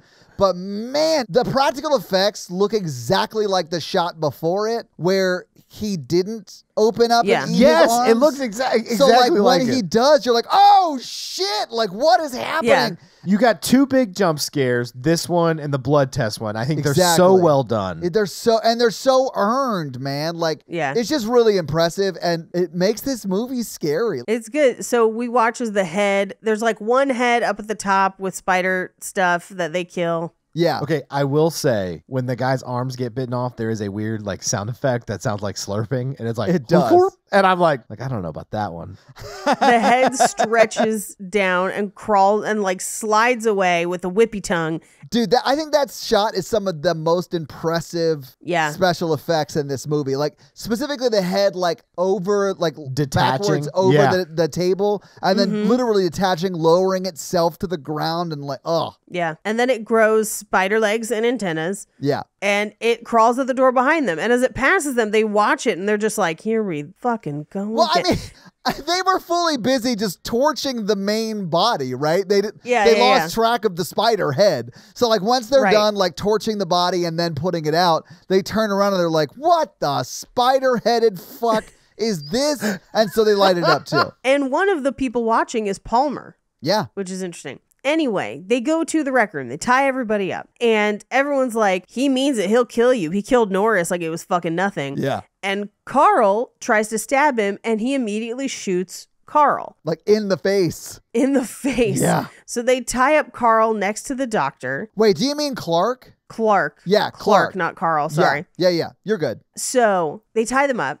They draw a little bit of everybody's blood. Yeah. His theory is, based on what we saw of Norris and all the things coming apart, that each part is part of a bigger whole. So even down to molecules, it will fight to defend itself. Yeah. Which is awesome. Like, that's such a cool factor about the thing. Like, I'm here for it, but that's also super insane. It's super crazy. This is also one of my favorite, like, every year at like Monsterpalooza and stuff like that, there's a whole bunch of stuff people make for movies. Like you guys have your Catter Puppies or whatever. Yeah. Gabe, who made your Catter Puppies, makes coasters that are the blood Petri dishes from the thing. I want a whole set. Is what I want. It's That's like awesome. I want everybody's. Yeah. Yeah. I want a flamethrower. Well, if you hadn't broken the one I bought No. Oh, sorry. I thought you meant the toy. My bad. I want a real flamethrower. Yeah. I don't trust you with one. Neither do I.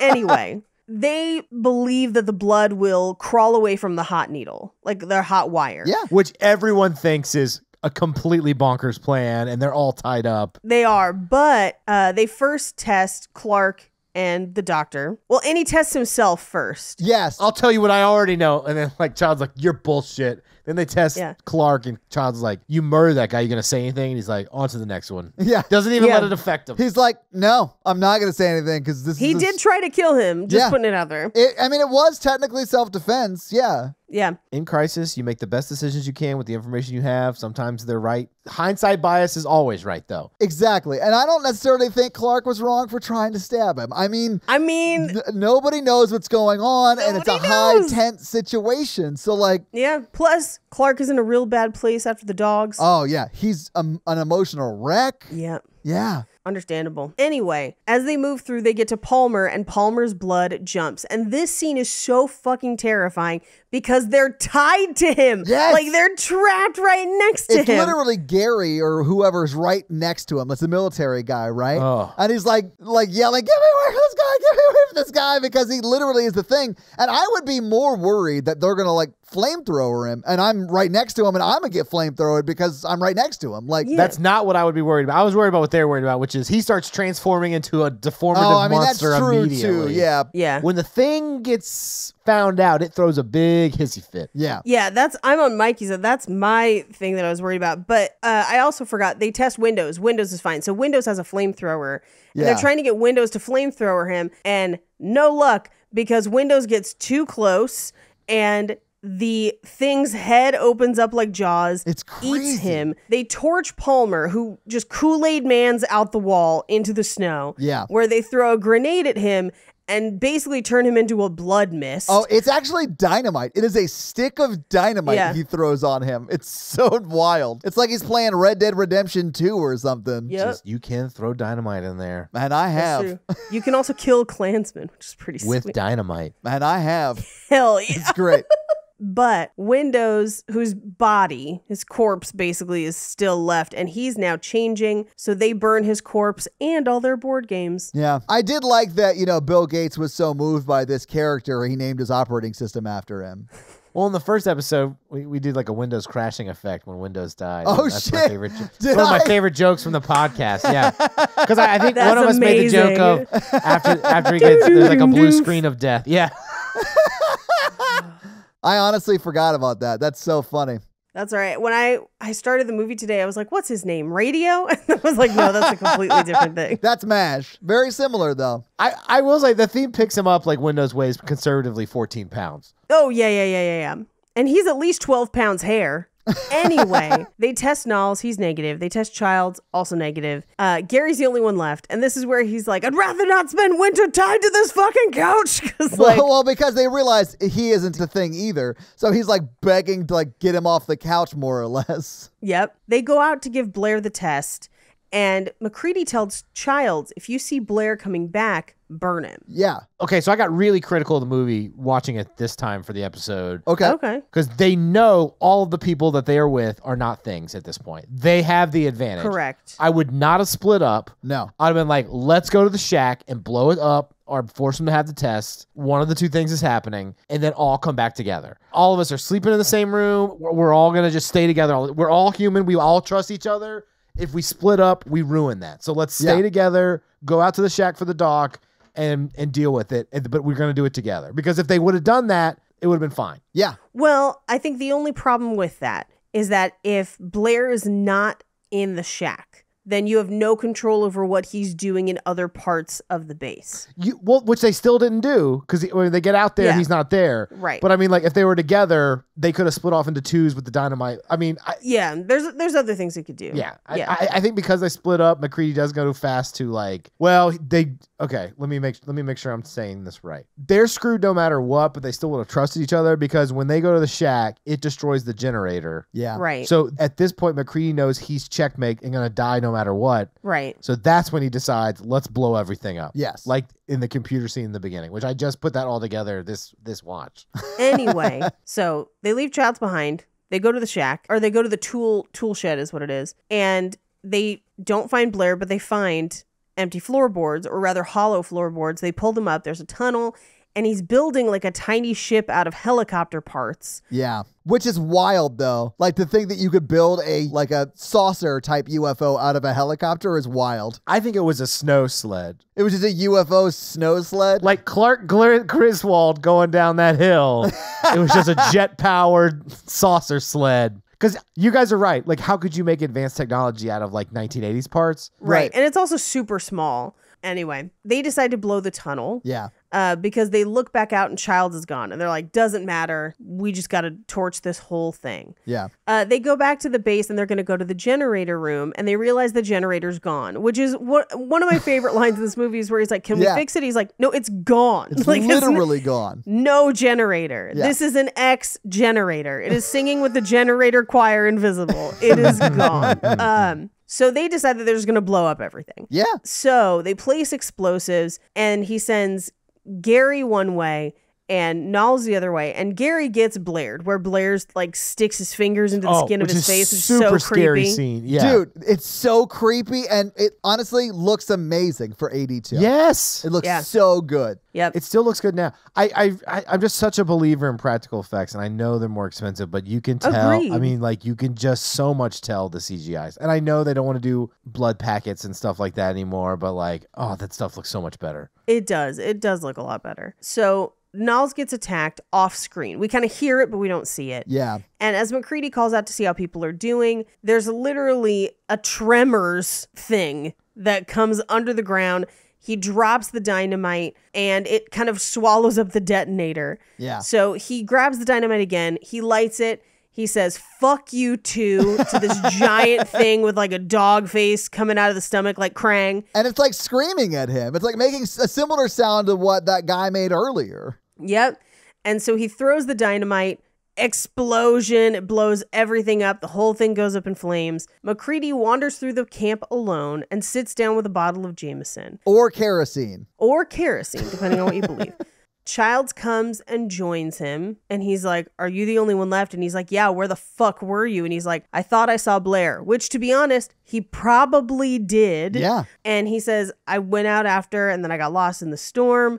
And he's like, we're not gonna make it, right? And he's like, well, maybe we shouldn't. And he's like, guess we're just gonna sit here then. So they say, what do? Why don't we just sit here for a little while and see what happens? and they rest their head. We cut to the fire at the camp, And that's the movie. So having seen the movie, having talked about the movie, what did you guys think about The Thing this time? I don't get tired of watching the movie. I love all the different characters. I love their interactions. I love the subtleties of the performances. I love how well written it is. It does a lot of stuff really well, and I love that. And I love it. I love McCready. Agreed. Yeah, no, this is a favorite. It still holds up. The practical effects are so scary. Like, yes, this is so great. It is a classic. It boggles my mind that it did not do well at the time, but it has endured as a cult classic, which is great. Yeah, absolutely it has. Because I think it's John Carpenter's best movie. I wouldn't say it's my favorite of John Carpenter's, because he's done a lot of like crazy, a lot of fun movies. But I think this is the best made John Carpenter movie, at least in my opinion. But I mean, this time around, it was still scary for me. Not nearly as scary as it was the first time I saw it, because I knew where the jump scares were and stuff. But it's not a 1 on the scary scale. But like, I'm glad I bought it, because I definitely want to watch it again and try and watch it like you guys did, where you're trying to figure out where people turn when and like trying to dissect that kind of stuff. I think is really fun. I just haven't seen it enough to be able to pick up on that stuff yet, you know? Mm-hmm. So I definitely am going to do that. But Paige, do you have any fun facts for us? I do. Well, hit us with your fun facts. Spiderhead, fun facts. There's so many fun facts about this movie. We will not get through all of them. So I'm just picking out a few that I like. Nice. One that really tickled me was it's become a tradition in British Antarctic research stations to watch this movie for their midwinter feast and celebration every June 21st. I love that, although it seems like tempting fate to me, but I'm here for it. Here for it. The effects, because we love them so much, were created by a man named Rob Botton, who was only 22 when he started working on this movie. That is so crazy. Yes, and if memory serves, he's also considered for Predator later on, but they're unable to do it because he's working on something else at the same time. Okay. So Palmer's line, "You've got to be fucking kidding," is Kurt Russell's favorite line. And he says that it makes him laugh every time he watches it. So this is John Carpenter's favorite movie that he's ever made. And when this movie did badly, because critics criticized the effects, the characters, really, all of it, they said it looked phony, which is bonkers considering how well it's held up. Yeah. One reviewer said that it qualifies only as instant junk, and it's hard to tell who's being attacked and hard to care, which is insane. They also said it was implausible behavior, which what? Yes. They called it an alien knockoff. Wow. And the director of the original, because this is actually a remake of The Thing from Another World, denounced his version, saying, "If you want blood, go to a slaughterhouse. It is a terrific commercial for J&B Scotch." So this did terribly. It got terrible reviews, and he took it extremely, extremely hard. But when the film kind of found its audience and had a cult success, despite all of that, following a home video release, people then kind of did a little bit of backpedaling on how much they liked the movie, critics included. It's something that happens to movies that maybe weren't what people expected. Like Halloween 3 has had kind of a similar trajectory in recent years. People are trying to give Alien 3 the same treatment and watch it again and watch it right after Aliens. I'm just telling you. Anyway, but this movie, when it does finally find its footing, actually made him very happy. But he was very depressed about this movie for a long time. That's so sad, because it's an amazing movie. Yeah. A lot of this was actually filmed on a soundstage in Los Angeles. Wow, really? Yeah, a lot of the interiors specifically. That makes sense, yeah, because the outside, you're going to have that shitload of snow, so that had to be somewhere in Canada, I bet. Right. But when they were filming in Los Angeles, it was 100 degrees outside. Oh, God. Yeah. So they refrigerated the sets down to 40 degrees. Okay. Fahrenheit. Yeah. Well, I mean, because they're wearing like bulky clothes and like long underwear and stuff. And if it wasn't that cold, you'd be burning up. Well, and film sets are hot in general because the lights give off a lot of heat. So putting it down to 40 probably meant that it felt like 60. Well, yeah. Well, and you can't have them like sweating through their clothes when they're supposed to be in Antarctica, you know? Like, yeah. So some of the music that was originally composed for this but wasn't used because Ennio Morricone scores this film. It's one of Carpenter's only films that he didn't score himself. But Morricone didn't use everything that he wrote for this in this movie, so he ends up recycling it and using it in Hateful Eight. Now, here's the interesting thing about this. The score for The Thing was nominated for a Razzie, but the score for Hateful Eight won an Oscar. It's the same music. It just shows that, like, all of it's fake. All of it's bullshit. Yeah. Basically, taste is subjective. So when the dog wanders down the hallway doing its fantastic dog acting, yes, you can kind of see the shadow of the handler beckoning it. Now, because they couldn't get rid of shadows, they made it kind of a story point, and John Carpenter wanted it to be mysterious which character it was, so he didn't use any of his actors to cast the shadow. Really? So it is definitively nobody. Yeah. Okay. Yeah. One day after shooting a scene with a flamethrower, Kurt Russell showed up the next day in fake bandages, claiming he had gotten badly burned all over his face from the flamethrower. Oh my God. Like as a prank? Just to freak John Carpenter out. Yeah. It took almost a year to grow the beard and hair that MacReady sports in this film. And then he kind of keeps the hair, at least for like a lot of the rest of his career. Yeah. I mean, it looks great. Yeah. In order to make their breath more visible, especially in some of the scenes that are potentially interiors, but not, they would take drags on cigarettes at the beginning of shots. Okay. So their breath looks more visible. So John Carpenter wrote the blood test scene, and that was the scene that he basically pitched around. And he was very, very specific that he didn't want a monster movie where the creature was clearly played by a guy in a suit. Yeah. Now, he claims that that was something that bothered him while watching Alien. Now, if you remember the original Alien, because it is people in suits, primarily in that first one, and a little bit in the second one, although they get into some puppeteering and stuff in the second one. Yeah. That's part of why it's shot in shadow most of the time. So you're only seeing bits and pieces of the alien, which I think is really interesting, but it means that you're not seeing it. And so I think John Carpenter was like, how do I show it, but make it not a guy in a suit? Well, I mean, I think he nails it in this movie. Or really, I mean, his vision, but the execution by the guy who was 22, like probably working one of his first jobs doing this, like knocking it out of the park. Jesus. Yeah. In 2003, a few hardcore fans, a guy named Todd Cameron and Steve Crawford, they went to the remote filming location in British Columbia and found what remains of Outpost 31. Okay. And part of the Norwegian helicopter. So basically what remains of the set that was built. Okay, cool. And they took the rotor blade from the chopper, which now hangs on Todd Cameron's wall and rests in his collection of memorabilia from the film. Oh, that's awesome. This opened the same day as Ridley Scott's Blade Runner. Oh, man. Yeah. Now, okay. Here's the thing. They both got terrible reviews, which is madness to think of Blade Runner getting horrible reviews when people are like, it's a pinnacle of science fiction cinema. Anyway, they both got terrible reviews. Well, science fiction and horror are both genres that get... I know, they get the shaft. Additional fun fact that's related to what you just said. Wait for it, because I might be about to say it. Okay. They were up against E.T. Yep. And that's the movie that got the best reviews of course of that weekend. Even though now The Thing and Blade Runner are considered some of the best films in the genre ever made, E.T. won the day and was considered wildly better than both movies at the time. I mean, I think E.T. is a great movie, but I mean... Yeah, of course. If I had to pick one to watch right now, I'd probably watch The Thing. Yeah, personally. Just not a Drew Barrymore fan. Yeah, I like Reese's Pieces as much as the next Alien, but like, this is your better alien invasion movie. Yeah, E.T.'s not invading.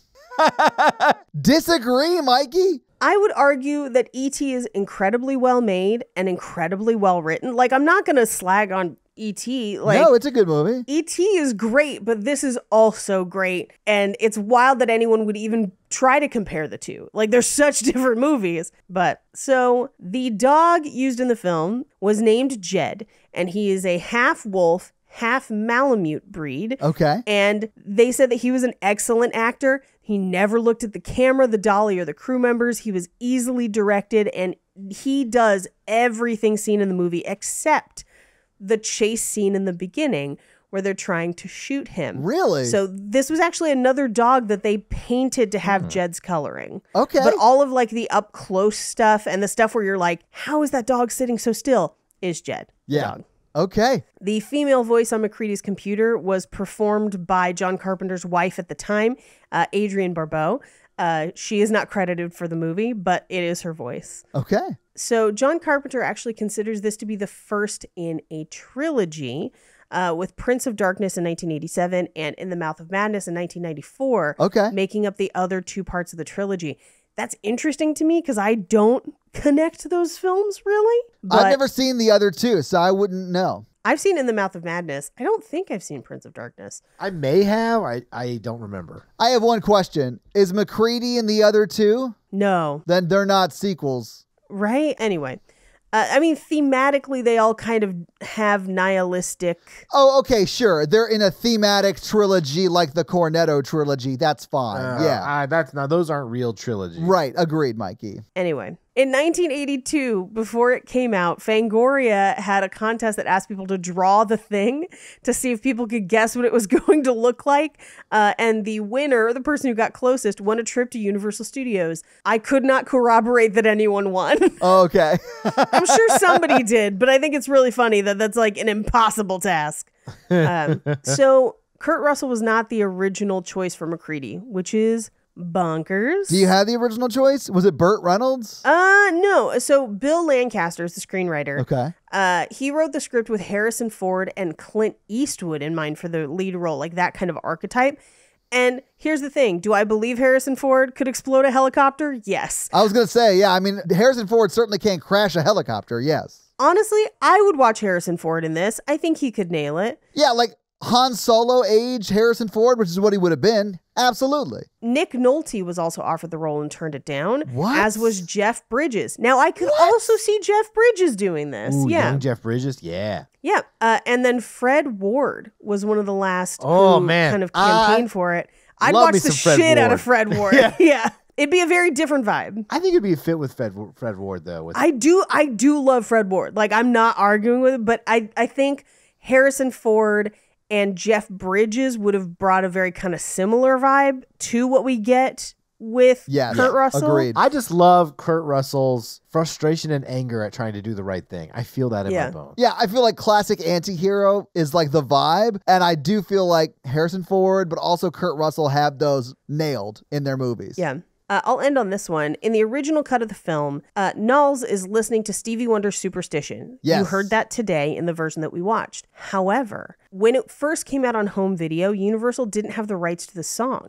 So they had to put a completely different song in for the home video release. And since it became a cult classic, Universal then renegotiated the licensing for the track to have it replaced so that it matches the original theatrical release. And there's, hundreds of fun facts about this movie because it is beloved. I encourage you to go look them up. But those are just some for this. Those are your fun facts. Well, thank you for those fun facts, Paige. Let's talk a little bit about box office. So what do you guys think the budget was for The Thing when it came out in 1982? I know, so I have to recuse myself. All right, Mikey, do you want to take a guess? You've heard it at least once because you were on the first episode, but... Yeah, $2 million? No, it was $15 million, which if you adjust for inflation is roughly $46.2 million.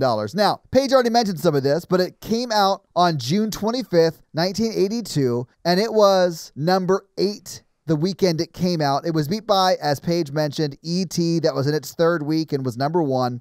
Blade Runner was number 2. Firefox was number 3, Rocky 3 was number 4, and Star Trek II, The Wrath of Khan was number 5. And then you had a few other movies, one notable movie being Poltergeist was 7, and then The Thing was 8. What do you think it made in its opening weekend, Mikey? Paige, I'm assuming you know? Question mark? Yeah. Okay, so you will say recused. Mikey, what do you think? 1 million. Okay, it actually did a little bit better than that. It did 3.1 million in its opening weekend. So not terrible for it being in 8th place, right? But you're up against some pretty big movies at the time, right? So it sort of makes sense. It did not do great, as Paige mentioned, in the theaters. It went on to make a total of 13.7 domestically and then 58,000 internationally for a total of 13.8 million in its initial run. It did have another re-release like later that bumped that up to 19.6 at the box office. So it did technically make money at the box office, but it didn't make a lot of money. And then I don't think it really made a lot of money until they hit the home market and like DVD and Blu-ray sales, because this is probably one of the more purchased movies from the era. But I don't have any of that information as far as like how much they made off of those sales. But like put that up against E.T. that was out at this time, right? It was number one for like the first like 3 months it was out. And then it was in the theaters for 52 weeks. E.T. made $797.1 million worldwide, which is roughly $2.4 billion today. That's crazy. Truly the Avatar 2 of its time. Yeah. That is crazy money. Anyway, that's your box office. So, Mikey, do you want to hit him with that scary scale? Yeah, our scary scale is a scale of 1 to 10 of how scary we found the film when we watched it this time. Our 1 example is Ghostbusters, and our 10 example is Texas Chainsaw Massacre. Paige. I'm going to give this a 3 still. Yeah, I'm giving it a 3 too, because I did jump for both the chest open mouth scene and the jump scare with the blood. But also, like, there's a lot of body horror that's pretty gross in this movie. Yeah. I'm going to give it a 2 because I've just watched it so much, but I do like the feeling of paranoia and claustrophobia and the body horror. So good. I think movies like this that have an element of who's bad, what's going on, that kind of thing, stick with me more after watching it than they necessarily scare me while watching it. Yeah. And that's your scary scale. Yeah. So this week we rewatched The Thing. What are we rewatching next week? Next week, we are watching The Exorcist. Yes. Because I have never seen it. Which is so crazy that you haven't seen it. Well, I hate exorcism movies. Like, you've never seen it at all? Never seen it at all. Well, that's not true. I had to watch sections of it in film school. Okay. But I've never seen it all in one sitting all together. Sure. I mean, it's going to be an interesting watch for you, I think. But I can't wait to hear what you have to say about it. But so your homework for next week is to go back to the 70s and get possessed by the devil and then watch The Exorcist and then report back for that episode. There you go. So, Mikey, do you have a review for us to read? Yeah. So whose review are you going to read this week, Mikey? Meg Loves Horror. All right. Well, what does Meg Loves Horror have to say? Fun experience. Okay. I'll take it. Who doesn't love reliving their horror journeys through other people's eyes? Love these folks. 5 stars. Aw, thank you. Gotta love a short, sweet review. Gotta love it. And I do. Well, thank you so much for that awesome 5-star review. If you want to have Mikey read your 5-star review, leave us a 5-star review. So, guys, if you like this show but want to hear this power throuple on another movie review show about romance and romantic comedies, check out Romancing the Pod, where Mikey, Paige, and I break down and make fun of romantic movies. It's a lot of fun, guys. Check it out. If you want to follow us on social, please do. We are at Horror Virgin or online at horrorvirgin.com. If you want to follow us all individually, you can do that as well. Paige is at Paige Wesley on Twitter or Rampage Wesley everywhere else, including TikTok. Mikey is at mrandolph24 and I am at Todd J. Awesome. If you like the show so much and you want to help financially support it, please do by going to patreon.com/horrorvirgin, where you can get a lot of great levels and a lot of great stuff like bonus episodes, director's cut episodes where they're a little bit longer and you get them actually a day earlier than the regular feed drop. We do a lot of great things like listener requests and stuff like that. So guys, check out the Patreon and help support the show. If you want to financially support me, but not Todd, just look me up on Venmo. If you can't financially support the show, that's understandable. That's fine. But if you want to hang out with us on the daily, join the Facebook group at facebook.com/group/horrorvirgin. We also link it like once a week. So just find it there and join the awesome Facebook group. Literally, we're in there talking every day. It's awesome. And guys, we got a P.O. box. So if you want to send us some love letters or whatever you might send to a P.O. box, it's actually not a P.O. box. It's like a regular street address. It's pretty awesome. It's 6688 Nolensville Road, number 108-34, Brentwood, Tennessee 37027. So send us some stuff. Yeah. And if you want to check out our Twitch stream, we're at twitch.tv/Todd Awesome, where we will be playing horror video games. So if you have always wondered what it would be like to watch me get scared, you can now do that on Twitch while I play these horror games. It's twitch.tv/Todd Awesome, guys. Check it out. It's a lot of fun for you. Not a lot of fun for me. And if you haven't noticed, since October 1st, we have been running the new Horror Virgin blog. And when I say we, I really mean Katie from the Facebook group. She's been running everything. She's like the managing editor of the Horror Virgin blog. So if you haven't been to our Horror Virgin blog, go check it out. It's at horrorvirgin.com/blog. You'll see it. It's awesome. There's a lot of great articles. I mean, at the end of October, we have 31 awesome articles up, and they will continue after October, not on a daily schedule, though. That's just too much for Katie to handle.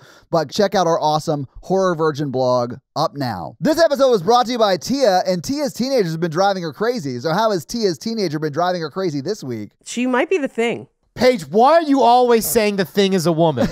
You know me, always saying it. I love that finally got turned around. That's amazing. That's so fun. This episode also brought to you by Jonathan, and Jonathan used to send us spooky spider videos, but is now sending us different videos to watch. So I will share those videos now, and we will watch them. Oh my God. It's called The Cock Whisperer.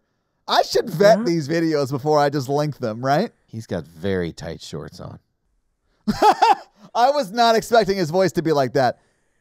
Oh my God, Paige, how turned on are you right now? His truck has the Cock Whisperer detailed on the side of it, Paige. Honestly, his shoulders are, yeah. I'm pretty sure he doesn't play for my team, but like, that's fine. He seems like he'd be a lot of fun to hang out with, I'll be honest with you. I don't know. Absolutely. It's hard to tell. He's Australian. What do you mean it's hard to tell? His shorts are shorter than Lieutenant Dangle on Reno 911. I know, and they're tighter. Or maybe he's just packing more than Dangle is. We got to get Mikey in a tight pair of shorts. Oh my God, it's playing with the giblets under the mouth of the chicken. Oh, that is a stretch. Wow, okay. It started over. Paige made us watch that more than once. We cut to this now because she had to enjoy it more. Worth it. I guess just go to the internet and type in The Cock Whisperer if you want to see that. Don't. That seems dangerous. Well, Jonathan, thank you so much for sending. Actually, I feel like Paige should be thanking you for sending the Cock Whisperer video from TikTok. And thank you so much for the support. We now return you to another episode of The Patreonicals. Welcome to the Tournament of Champions. I think you called it Tournament of Stuff, Mikey. Yeah, you did call it Tournament of Stuff. Yes. Welcome to the finals of the Tournament of Stuff Champions. Okay, here we go. It's going to be a Royal Rumble at the end here with the last round because I'm tired of doing it. So this will be the last week of the tournament. So in the audience, right? Because we're still in Greece. Yeah, it's Greece, first Olympics. Yeah, first Olympics. So it's in the fucking Coliseum. No, that's in fucking Italy. Shit. They probably had a Coliseum too. It's fine. It's in an atrium. Yeah. It's like a pit. You know, it's like a thing. You know. Yeah. So Isaac is eating Greek people in the audience. Naturally. There's a vendor just like turning one slowly by a flame. Just like, yeah. Athenians, definitely. Yeah. And then Dave is sitting next to him because like they're friends for some real reason. I don't really understand. Karoon, he is in the audience. He's crying. His skin is blue. He's gone back to being depressed about being stuck time traveling on Earth. I'd imagine everyone's freaking out because he's blue. Isaac hands him a leg and he's like, I don't want your human leg. Thank you. Oh, okay. He's like, I don't need this. Scott made the thing. He is just standing there very still so that Danielle, with her long fingers, is sitting on one shoulder, and Wes, a handsome fella, is sitting on the other shoulders, ex-Voldemort, and he is like, remember when I was one of your shoulders? And they're like, we're best friends. Holy shit. I forgot he was a part of his shoulder for like a year. Yeah. Yeah. Nathan, the professional wrestler, is like curling Allie the mermaid in the audience. Nice. He's got to get a good pump in before the match starts. That makes sense. Yeah. Yeah. Jeremy with the laser eyes, he is actually roasting the man, the Greek person.